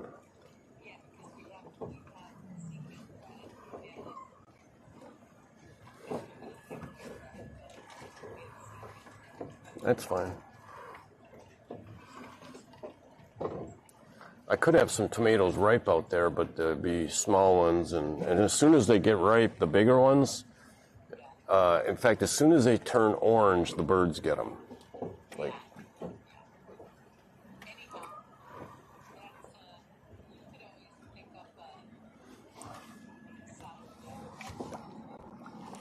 I'd rather use up the bread we got, because I think there's another one in the freezer.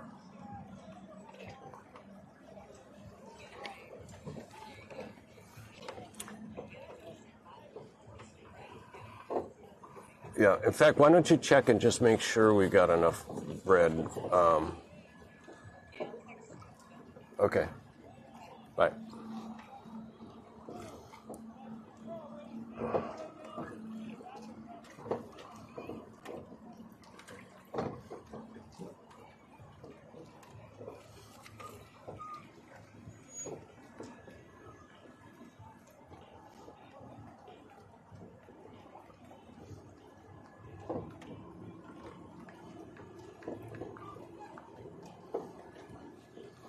Let's see, it's 12 now.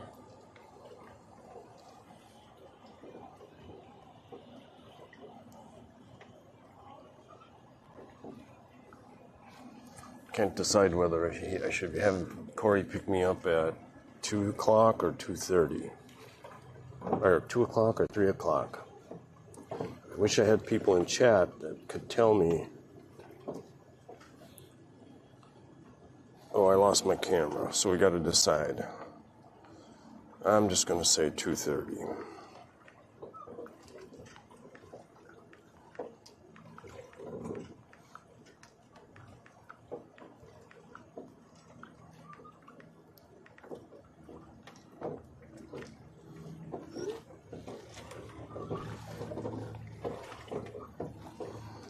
Okay, back to the camera. See if we've lost it. No, we didn't lose the camera. How about that? So we'll plug the phone back into HDMI adapter. Come on. This is a watertight phone case. And the what happened there? Oh, you got to be shitting me. I must have caught a fish or a snag because I lost all my line.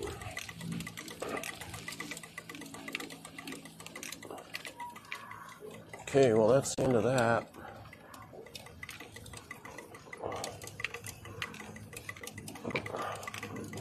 Son of a gun. How the hell did that happen? I didn't have the drag set, and I didn't hear the line going out. God dang it.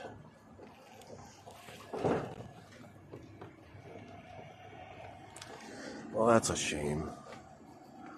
Fuck. Might have had a fish. Might have had a snag. I better start turning. There's the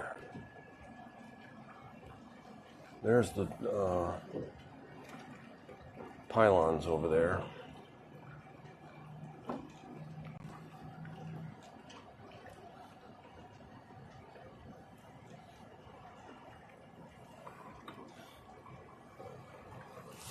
Shit.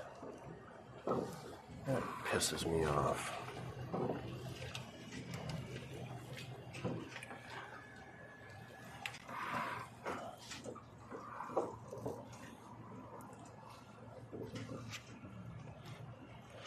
Now what I could do is pull this rod in.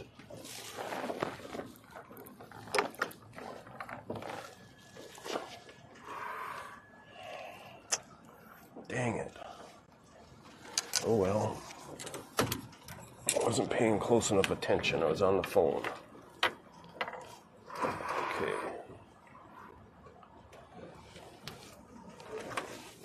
We'll put this up here.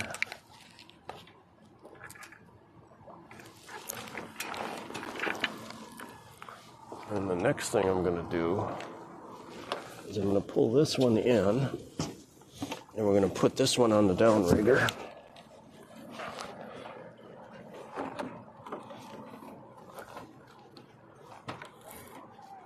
Ooh, that's got a bit of a drag on it, like maybe I have a fish.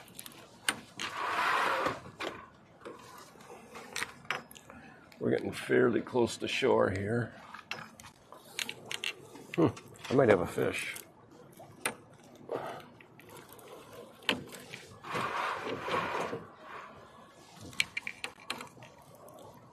Nope.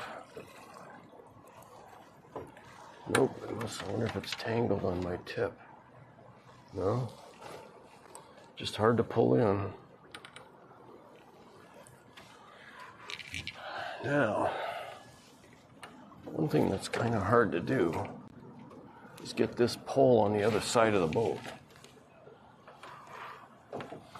Probably gonna have to go like this. Be careful I don't snag it.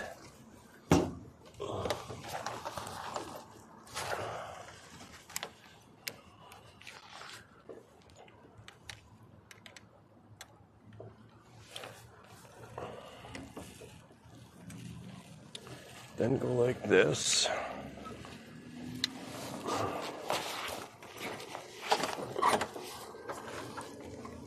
Our course is holding okay.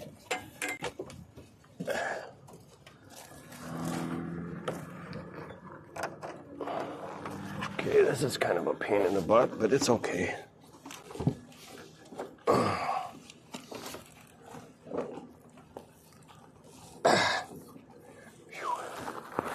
I got too much weight on this thing.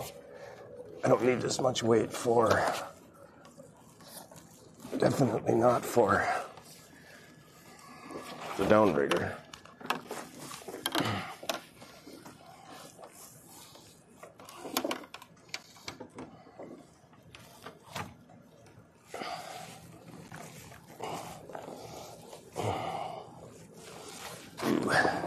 Sometimes Checkers is just in the wrong spot.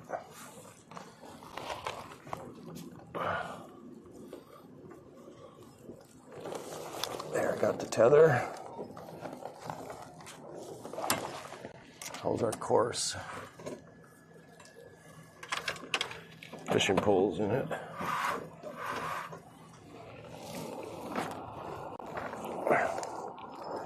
I don't really need to be doing this right now because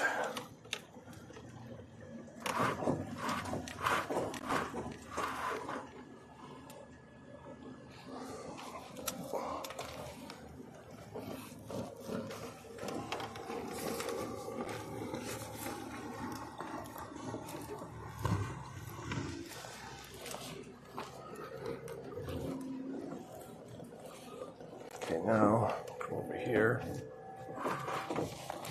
hook the tether on, put it in way deep because I got so much weight on this goofy thing.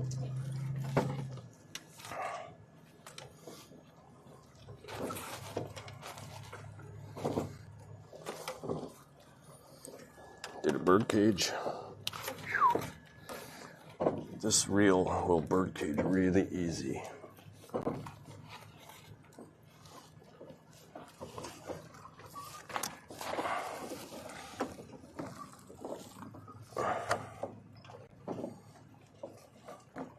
Oh, that's not too good.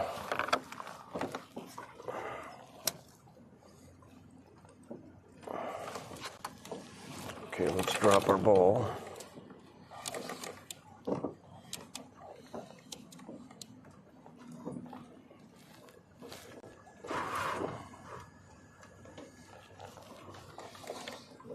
Just want to try trolling over here once.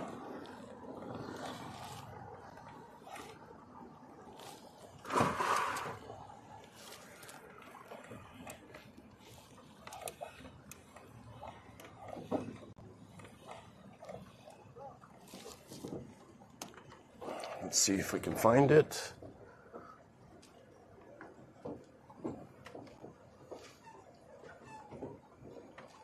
Can't find it. Maybe it's not down far enough. Might not be.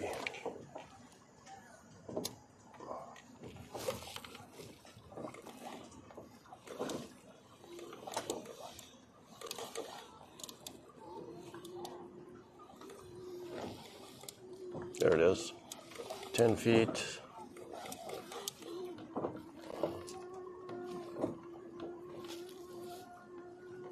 Almost.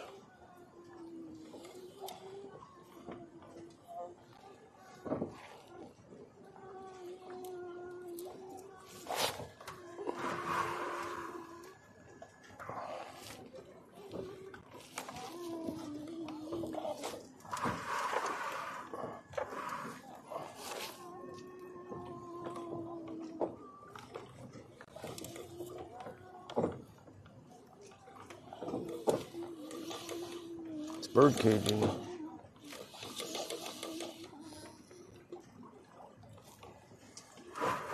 God damn it. Keep heading for these buoys.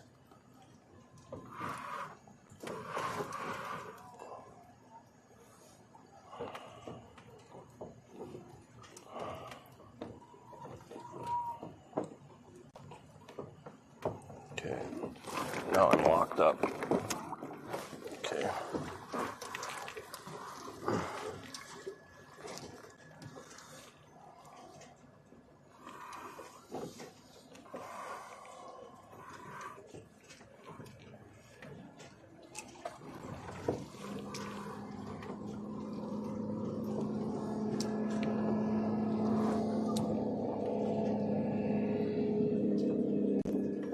Where's the next buoy? Okay.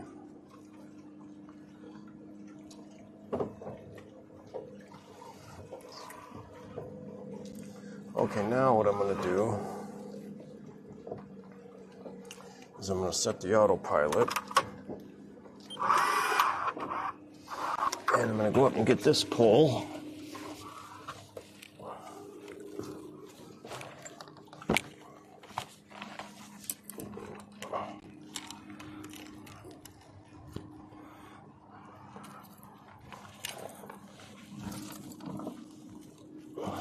person could get tossed, I'm telling you.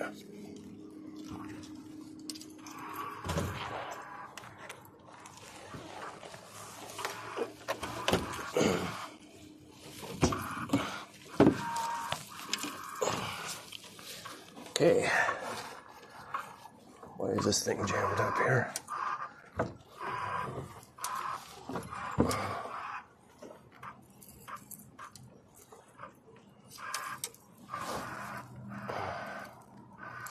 Okay.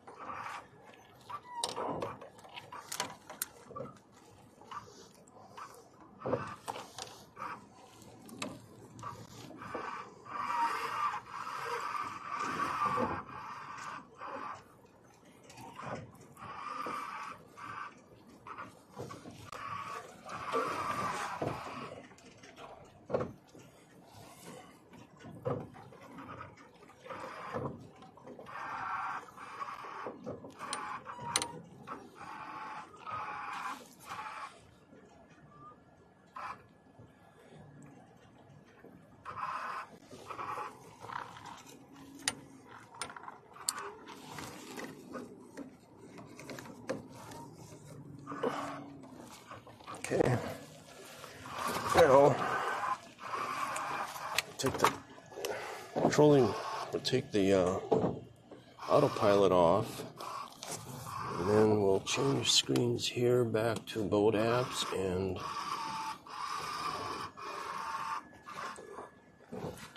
I don't have my ball in the shot. There it is. We're at 20.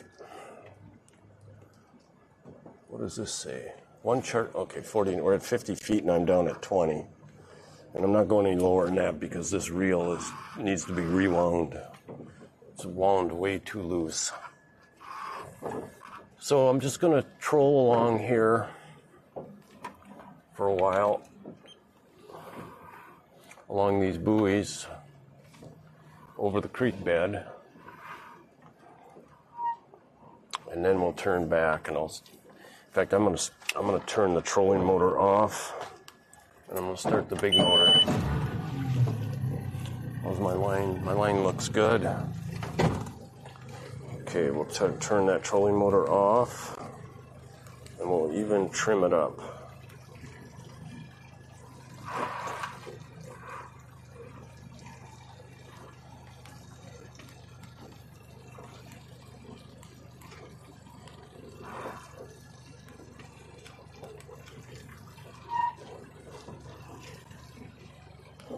Okay, that's trimmed up. We're going 1.9. Getting warmer. I don't need this life jacket anymore. I don't need to go up on the bow for anything.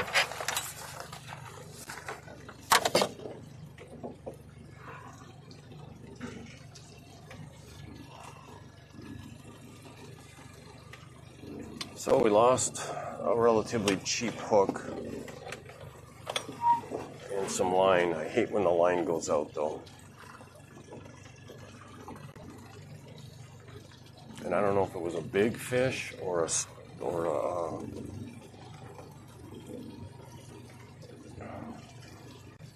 snag.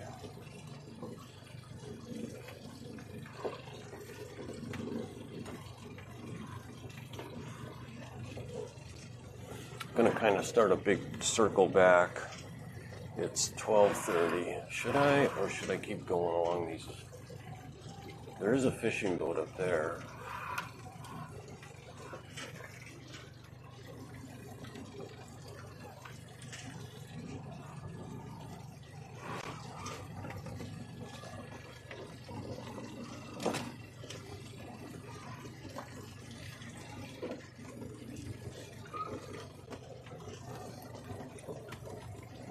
Nobody in chat, huh?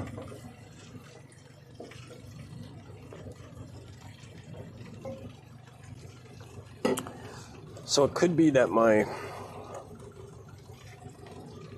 approach to cameras like this is not attractive to people.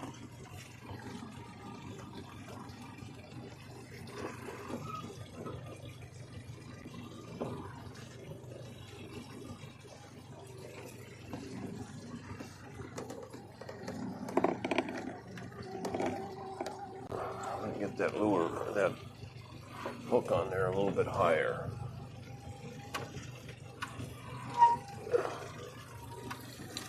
Where's my line? I don't think that lure is going to be very deep.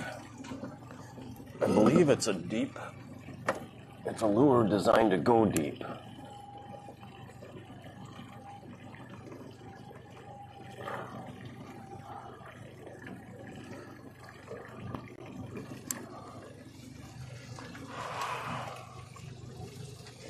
Nobody fishing over here today.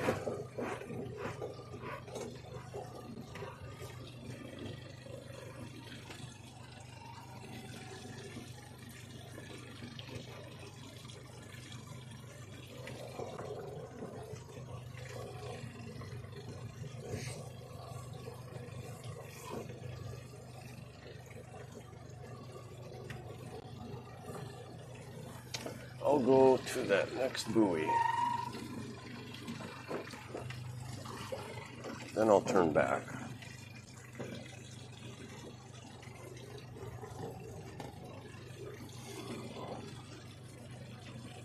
I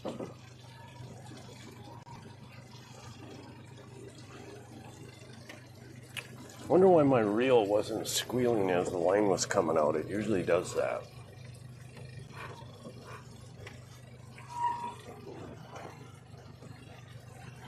So over there must be where they released the dam, right here. That's the creek bed right there, I believe.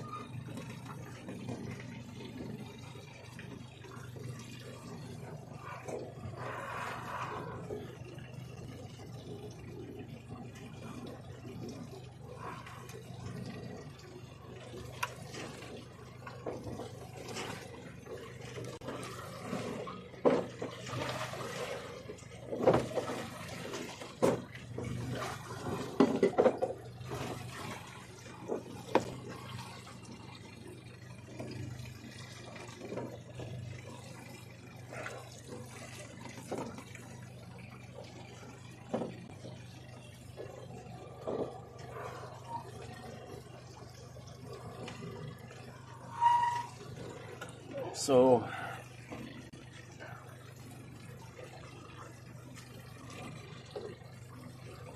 what did I learn today? Well, I learned that my live bait doesn't stay alive trolling, or it falls off, or it gets bit without. In other words, I didn't catch anything. And on this side, that one, it was on there, but it was dead. The other side, the other lure that I lost, I pulled it in once, and the live bait was gone. I don't know if it got bit or just fell off. The other thing is, when I put the live bait in that trolling canister there, which is supposed to give it more oxygen. You know, when you're trolling and you're moving and the water's flowing through it, they're getting oxygen, but they died within an hour. So, but I'm not sure I'm catching the right kind of live bait. These are really small shiners, probably 2 to 2.5 inches long.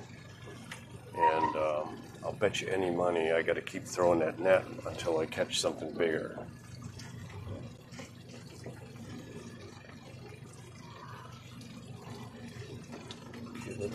Let's change the depth on this.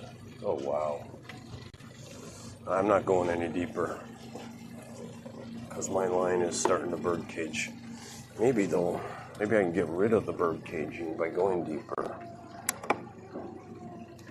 No, it's actually stuck. It's like really stuck.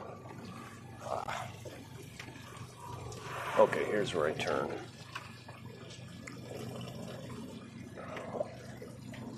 So we're only 20 feet down.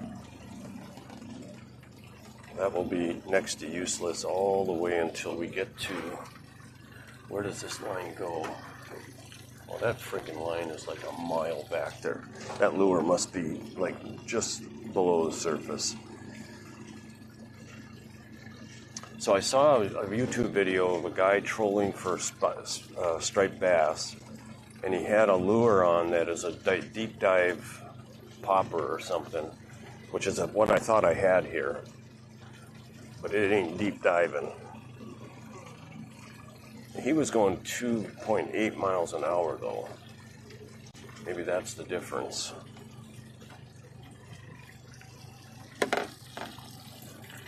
Can't hardly see that line.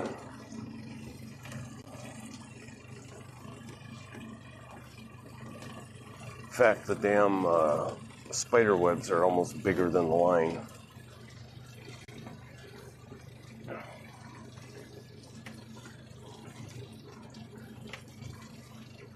Well, I did something new today anyway. I got up closer to the dam and followed the buoys.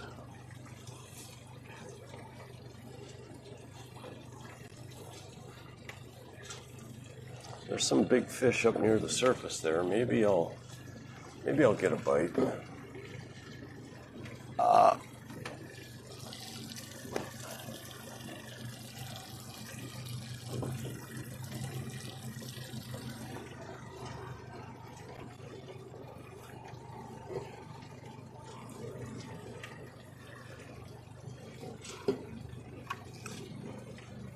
So I'll get back in about probably 1:30. That'll give me an hour to hour and a half before Corey gets here to pick me up. Anybody in chat? Nope. Of course not.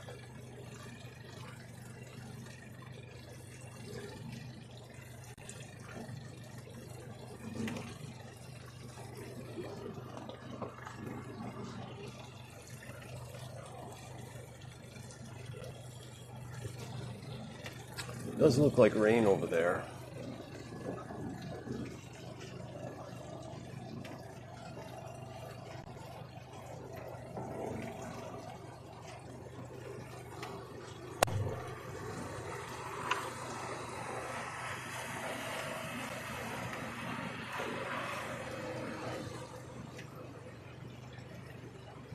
That's a weird water spray. Oh, I think he's got his anchor down.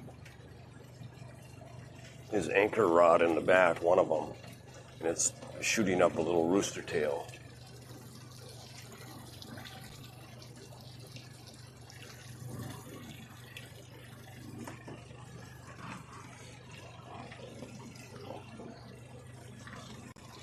So yesterday while I was streaming, I disconnected my laptop so that the chart plotter wasn't on. And then I put on the motocross race and then watched that while I was trolling. That's kind of cool. And then when I got back, on the laptop, I have the free WNBA app, which I only downloaded because I caught wind of Caitlin Clark. I think when she was a junior, during the playoffs in her junior year, all of a sudden, not all of a sudden, but over a little bit of time, I saw this Caitlin Clark stuff on the internet, and at first I didn't even realize it was basketball, and I don't have any interest in basketball anyway, even pro men or WNBA. And so then I got curious just because I was seeing her name so much. So then I Googled it and I realized she was a basketball player. at Iowa, and right away, two things. One, I saw her picture and she was white, which, you know, if there's a phenom, that's not that common, I guess. A little bit unusual. There's some really good white basketball, WNBA white basketball players. But anyway, I'm not familiar with the sport, so I just assumed it was almost all black women playing. So that was a little surprising. And then to see that she was playing for Iowa, which right off the bat seemed like would not be a big basketball school. And she's in the playoffs, and I don't remember at what point I started watching, whether it was the finals or what, but anyway, so that was a little bit unusual. And then, of course, then I started, as soon as I did a search for her, of course, then she starts showing up on my feeds and stuff. And so I started watching some of her games. I don't remember how I was even watching them. And then I kind of kept track of it during her senior year. Might have even been her senior year that I started watching her, but whatever. And then when she went to the WNBA last year, I downloaded that app. And I don't watch any other games. I have interest in players on her team. I like to see them, because now I'm an Indiana Fever fan. Not a devoted fan. I don't even watch the games unless it's free on YouTube. I'll sometimes do a Google search and somebody will be posting it for free. I wouldn't pay any money to watch it.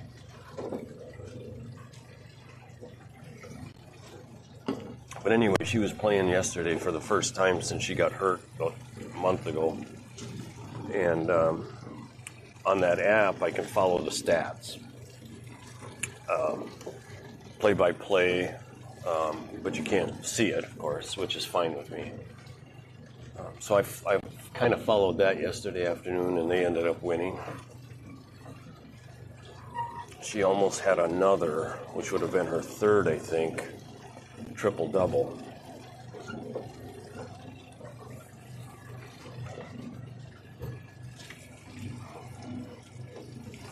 So I think she played the first two games. The first game was against Chicago, and they blew them away. And Caitlin Clark got a triple-double. Then in the second game, might be the game that she got hurt. I wasn't watching or following that game at all. And they lost to somebody, I think the Liberty, that's who they played yesterday, and the Liberty was already 9-0. So in between the last game with the Liberty where she got hurt, I believe, might have been the next game, which had been Atlanta. I don't remember. I don't even know. Actually, it's not that I don't remember. I don't even know what game she got, her second or third game of the year. So she comes back from injury yesterday, and they beat the New York Liberty. So now the Liberty's 9-1, and the Fever is something like 5-5 or 4-5 or somewhere in that range. So we're at 20 feet of depth with our hook, and I'm not going anymore. I can't go anymore because my reel is bird caged, and 49 feet of water. We're going 1.7 miles an hour.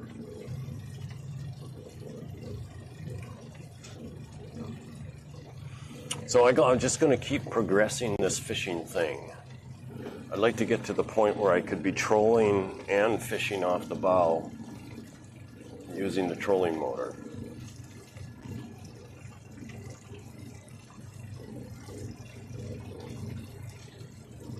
And have live bait on all of it.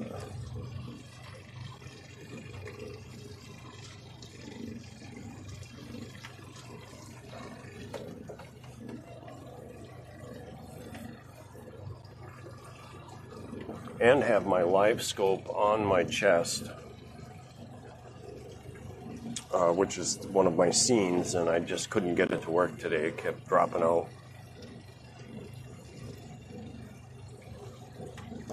And then we got checkers. He's in his favorite spot. That's his happy spot. And we got the vibration of the boat.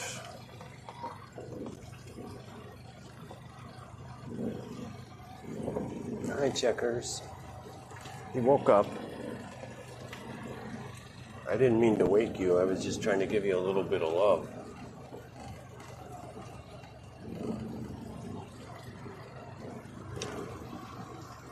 And I'm messing with Checkers. I should really have the Checkers cam on.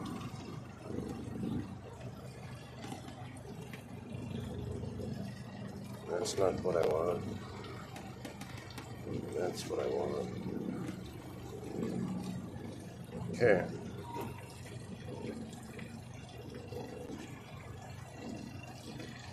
.8 miles an hour. No bites, but we're both lures are near the top of the surface, so I'm not likely to catch anything here, although there's a big fish right there, right by my lure, right now. Ooh, and he stopped for a second. He took a look.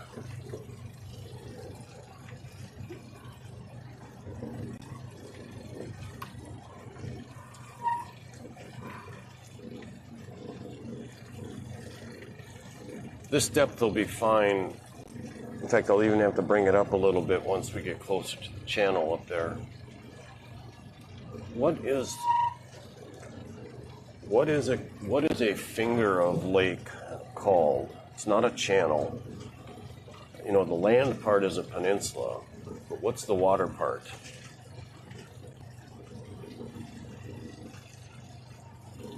A cove? I guess a cove could be a name for that.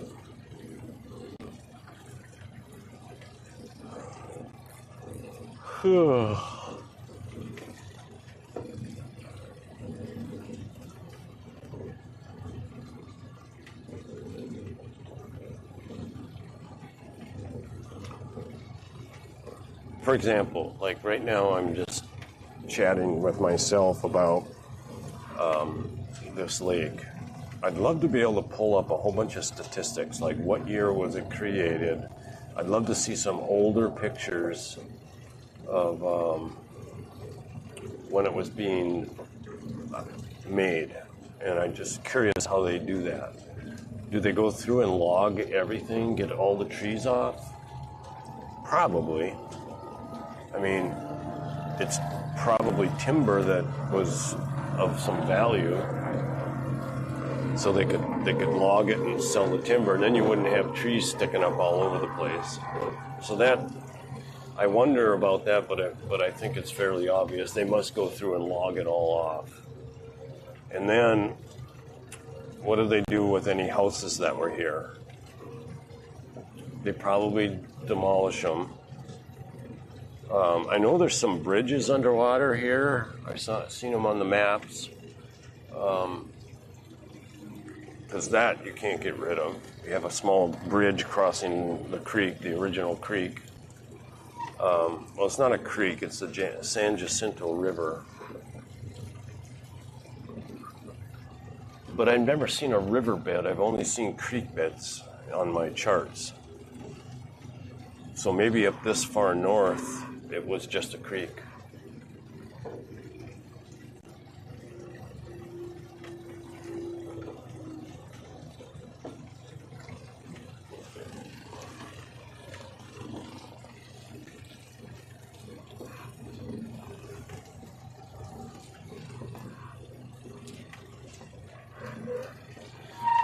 Starting to get a little bit warm. How's my audio? Still working. So I have two of these Digi mics and two receivers. And one of them I couldn't find, but I found it last night in one of my drawers in the boat. I looked through the boat twice for it. And then yesterday, in fact 2 days in a row, my mic on my collar, the battery ran out and the audio went off and I didn't notice it. I had somebody in chat tell me, which is really nice. So then I thought, well, I'm going to go look for the other one because I need to be able to swap these things. And so I opened up one drawer, the first drawer I opened, and I said to myself, I'm just going to look one more time. I open up the drawer and I start moving some stuff around. The first thing I put my hand on, ooh, there is some rain coming. We be going to get wet there, checkers. Anyway, the very first thing I put my hand on is a little pouch with the mic in it, and I've looked for it twice. It's like, what are you got to be kidding me. Okay, so what I'm going to do is I'm going to speed up just a hair. I'm going to go to 2 miles an hour, where I've got 1.5, 1.7.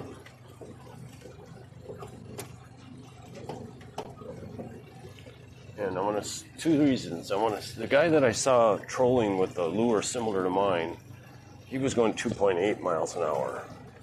So let's do a speed test because that rain is coming. And actually, if the rain is headed just about north, it might miss my marina. So we'll do our speed test so we have a possibility of getting away from the rain. God damn it, why do you have to keep moving that handle that far before it actually changes the RPM at all? Look at that shit. It's probably a throw of about 3 inches and nothing happens.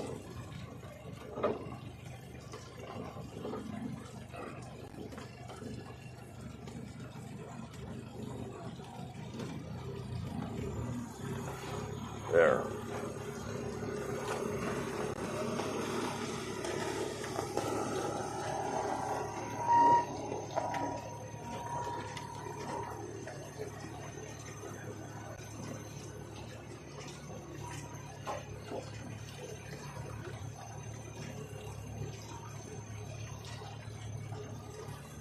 Anybody in chat? Nope. Okay, we're going 2.7, and that lure the angle of that lure doesn't seem to have changed at all. This one is way back. And in fact, it's gone up. It's at 15 feet now when I go to the higher speed. 2.6 miles an hour.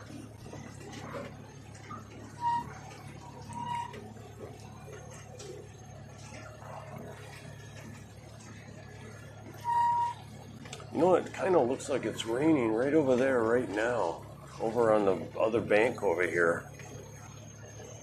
That's weird. That's either a fog or a rain.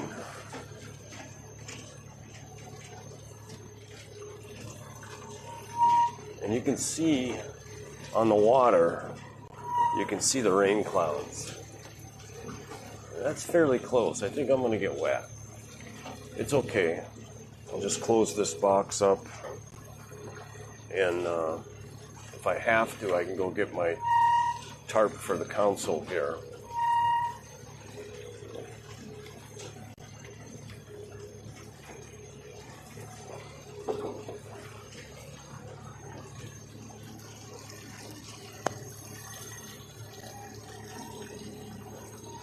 So that lure must be just below the surface. It can't be very deep.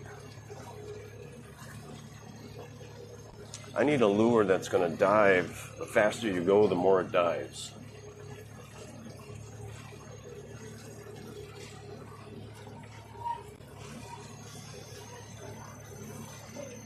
I got quite a load on this thing. Almost like I got a fish. Let's back off on the speed.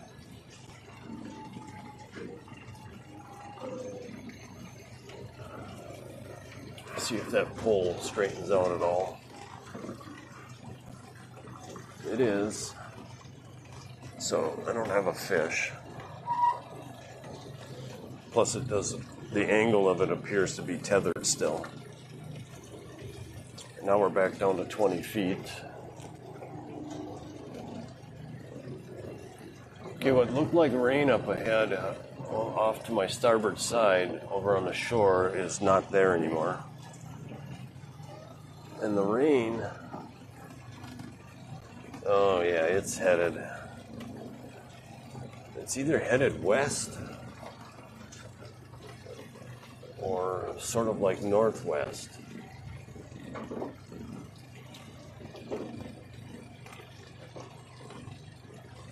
Okay, let's speed up a little more. Let's go back up to 2.5 and stay there. Maybe we'll miss this thing.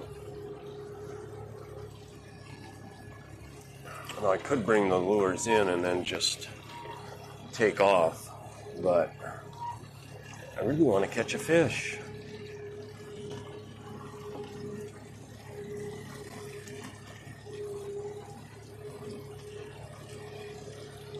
Yeah, it's starting to rain.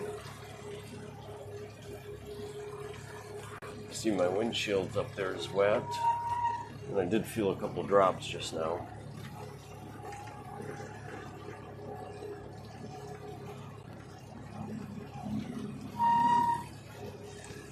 Oh yeah, it's over my head now.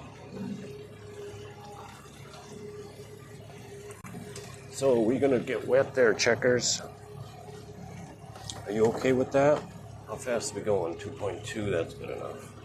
Let's close this down. Like so.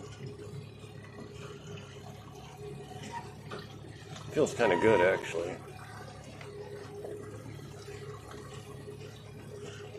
So the wind is coming out of the west now, almost northwest. Yet the rain is coming from the south. What's up with that?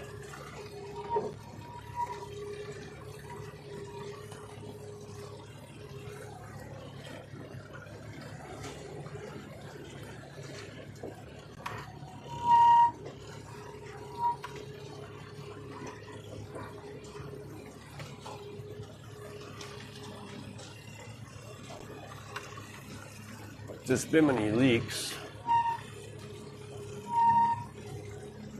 But I do have the solar panels over my head also.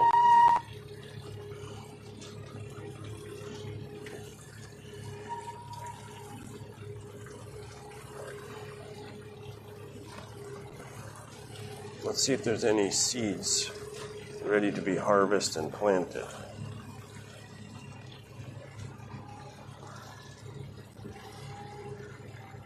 That one came off easy. The ones that come off easy are ready to be planted or dried. But all these, these Malabar spinach seeds, all they need to do is fall on the ground and they'll start growing. Then I put coffee grounds in there sometimes. That'll help cover them. How about this guy? This one doesn't have too many seeds. These plants aren't doing well. They never were. It's one of the reasons I'm planting seeds.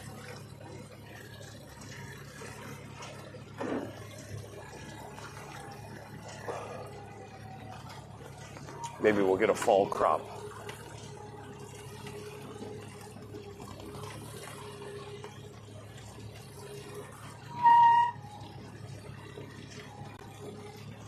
Well, it's just enough rain so far to cool things down. I'm not getting wet. My windshield's a little wet, but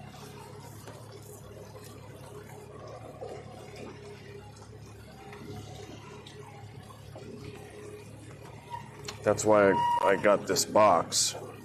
I mean, if we had a really big downpour, then I pull these cameras in and I can latch this box, and it's got a rubber seal.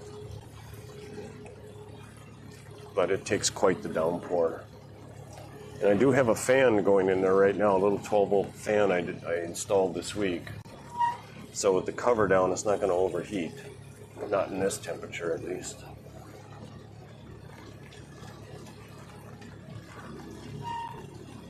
Here comes, there's quite a few fish at the 20-foot mark where I'm at.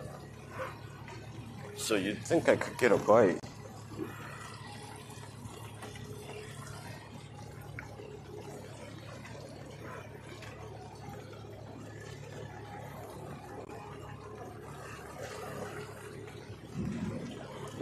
hear thunder.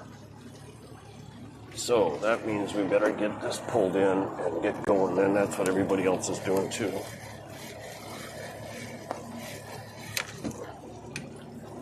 What the fuck was that? It must have popped out of the water.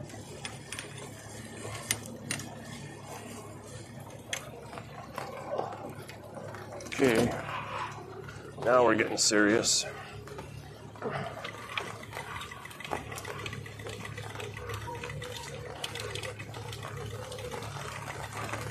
I just heard some thunder.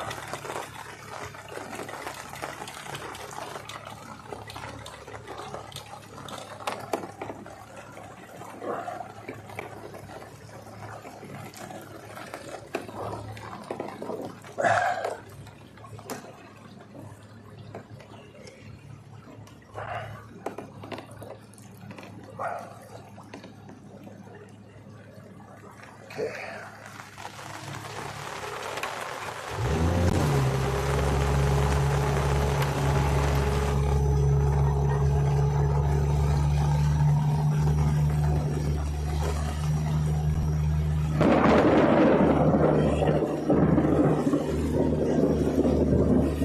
Out in the thunderstorm with a sailboat.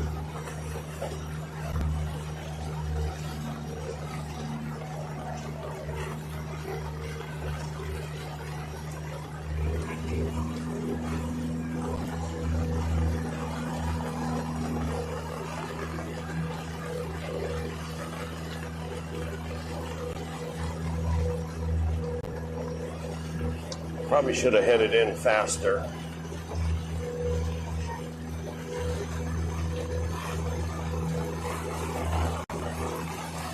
Okay, I could pull these up.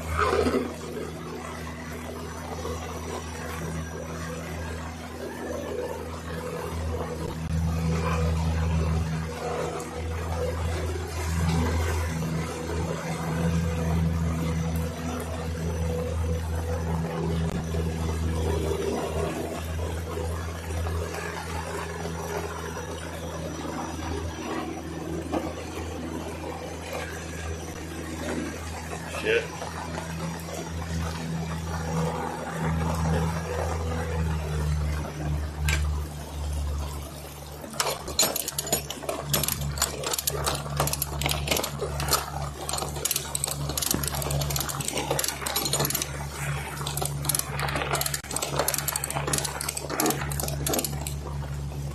Okay. Come on, Checker, sit down.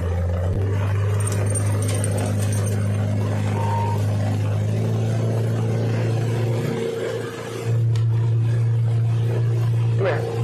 Right here.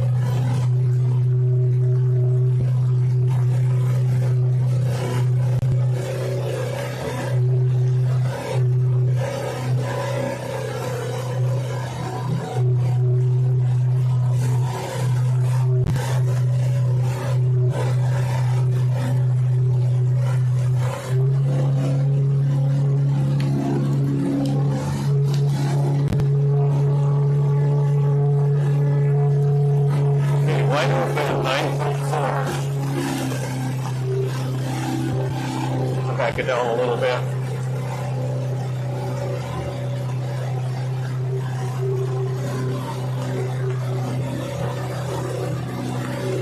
We're almost out of it.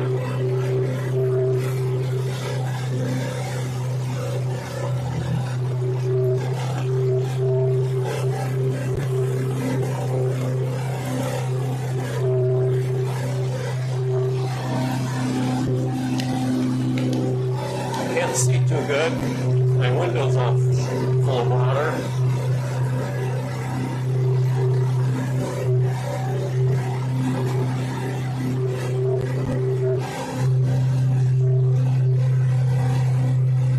We're going to go through another swell of it.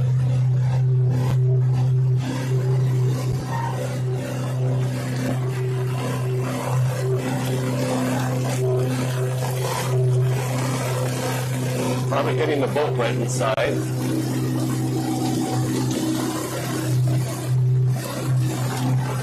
We'll just keep going.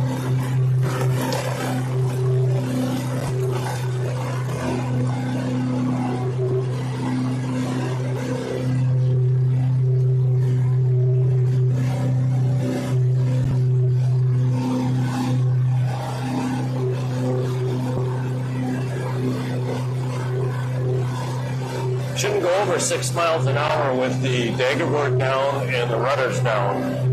So that's why I brought them up. It maneuvers a lot better with them down, but not at speed.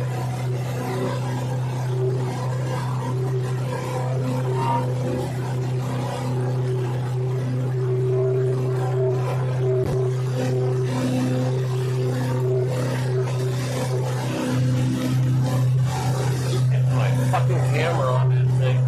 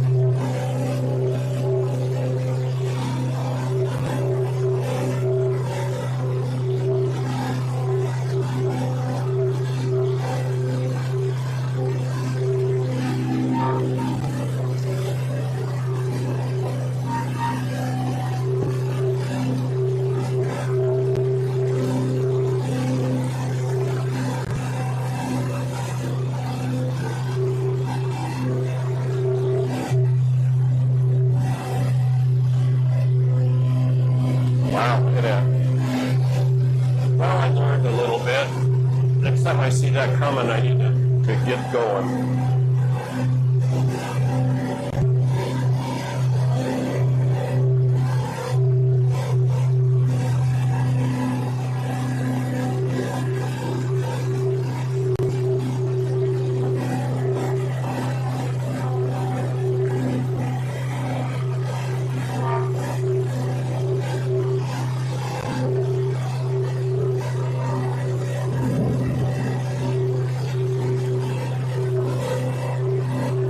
Just about in.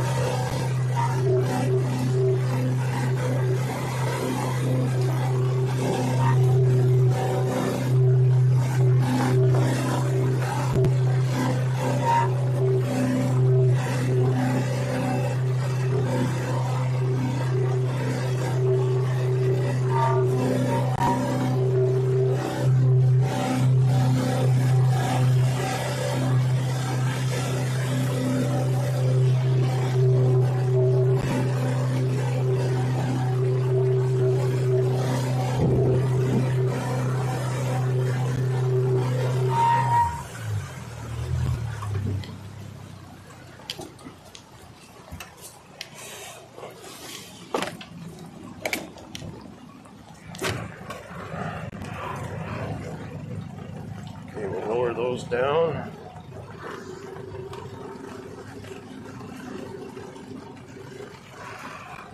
And then we'll lower this down.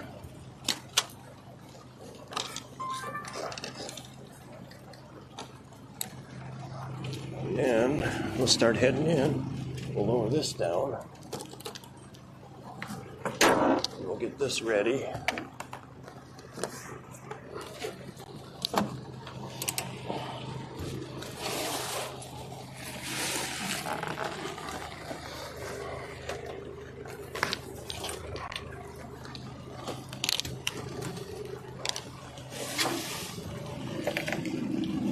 Get checkers out. We don't need these.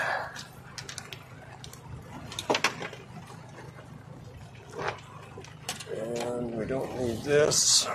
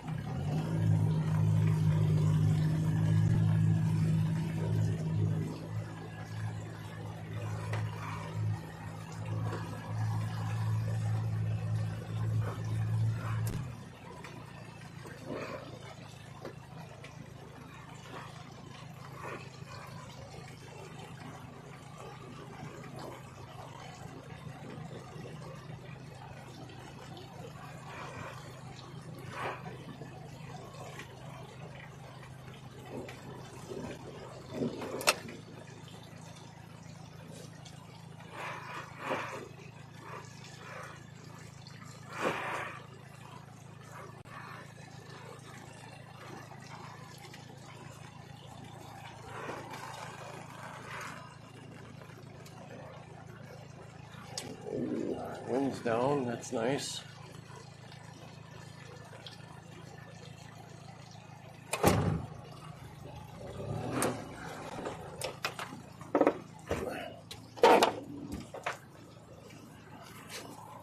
Got it.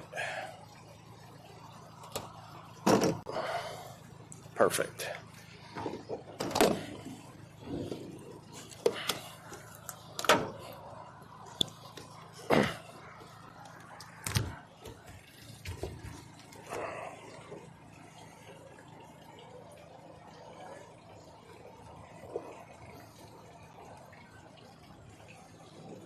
Okay. Boat wants to take off. Got that guy on.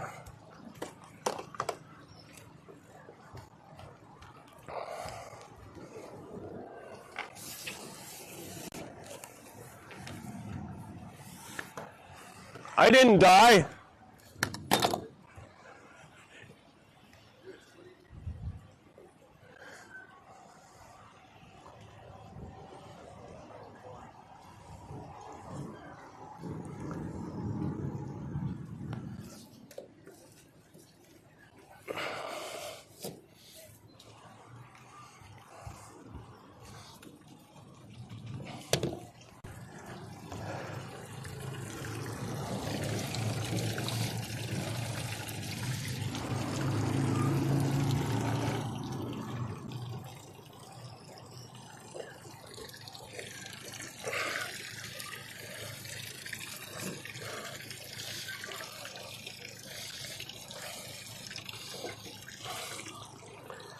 Okay. I didn't die.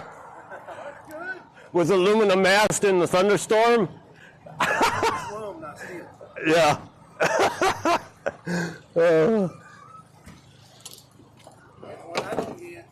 What's that? What I don't get is you went out this morning, you went over there and you anchored off, right? Well, I used my trolling motor to Did you anchor. not see the hottie on the goddamn... Yes, I did. Then why didn't you go anchor I by waved to her? her twice. Why didn't you go anchor by her? Why didn't you anchor over here? Well, first I had to get my bait. We were both going, what the fuck is he doing? He should be anchoring by her. I had a plan. First I had to get the bait, but that's where I usually set my trolling. So I was hoping she was going to sit there long enough. I waved. We're going, But she didn't. She either didn't see me or maybe I was a little too old. we might be too old, but But that was, that was, she was fixing her bottom and fixing her top and. and kept on, and Oh. she went right by here. I'm sitting there going, Well, you had a close up and you guys struck out. So, That's because I was- so why are you giving me a hard that's time? because I was going,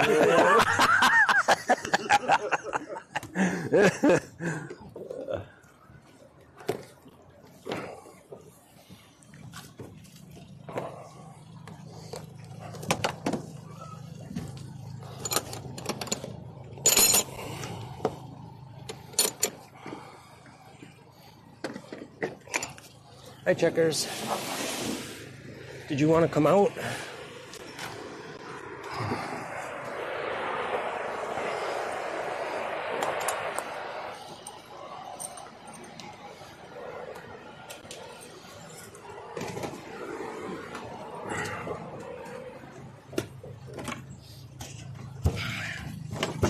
Okay. I wonder if the stream is still going.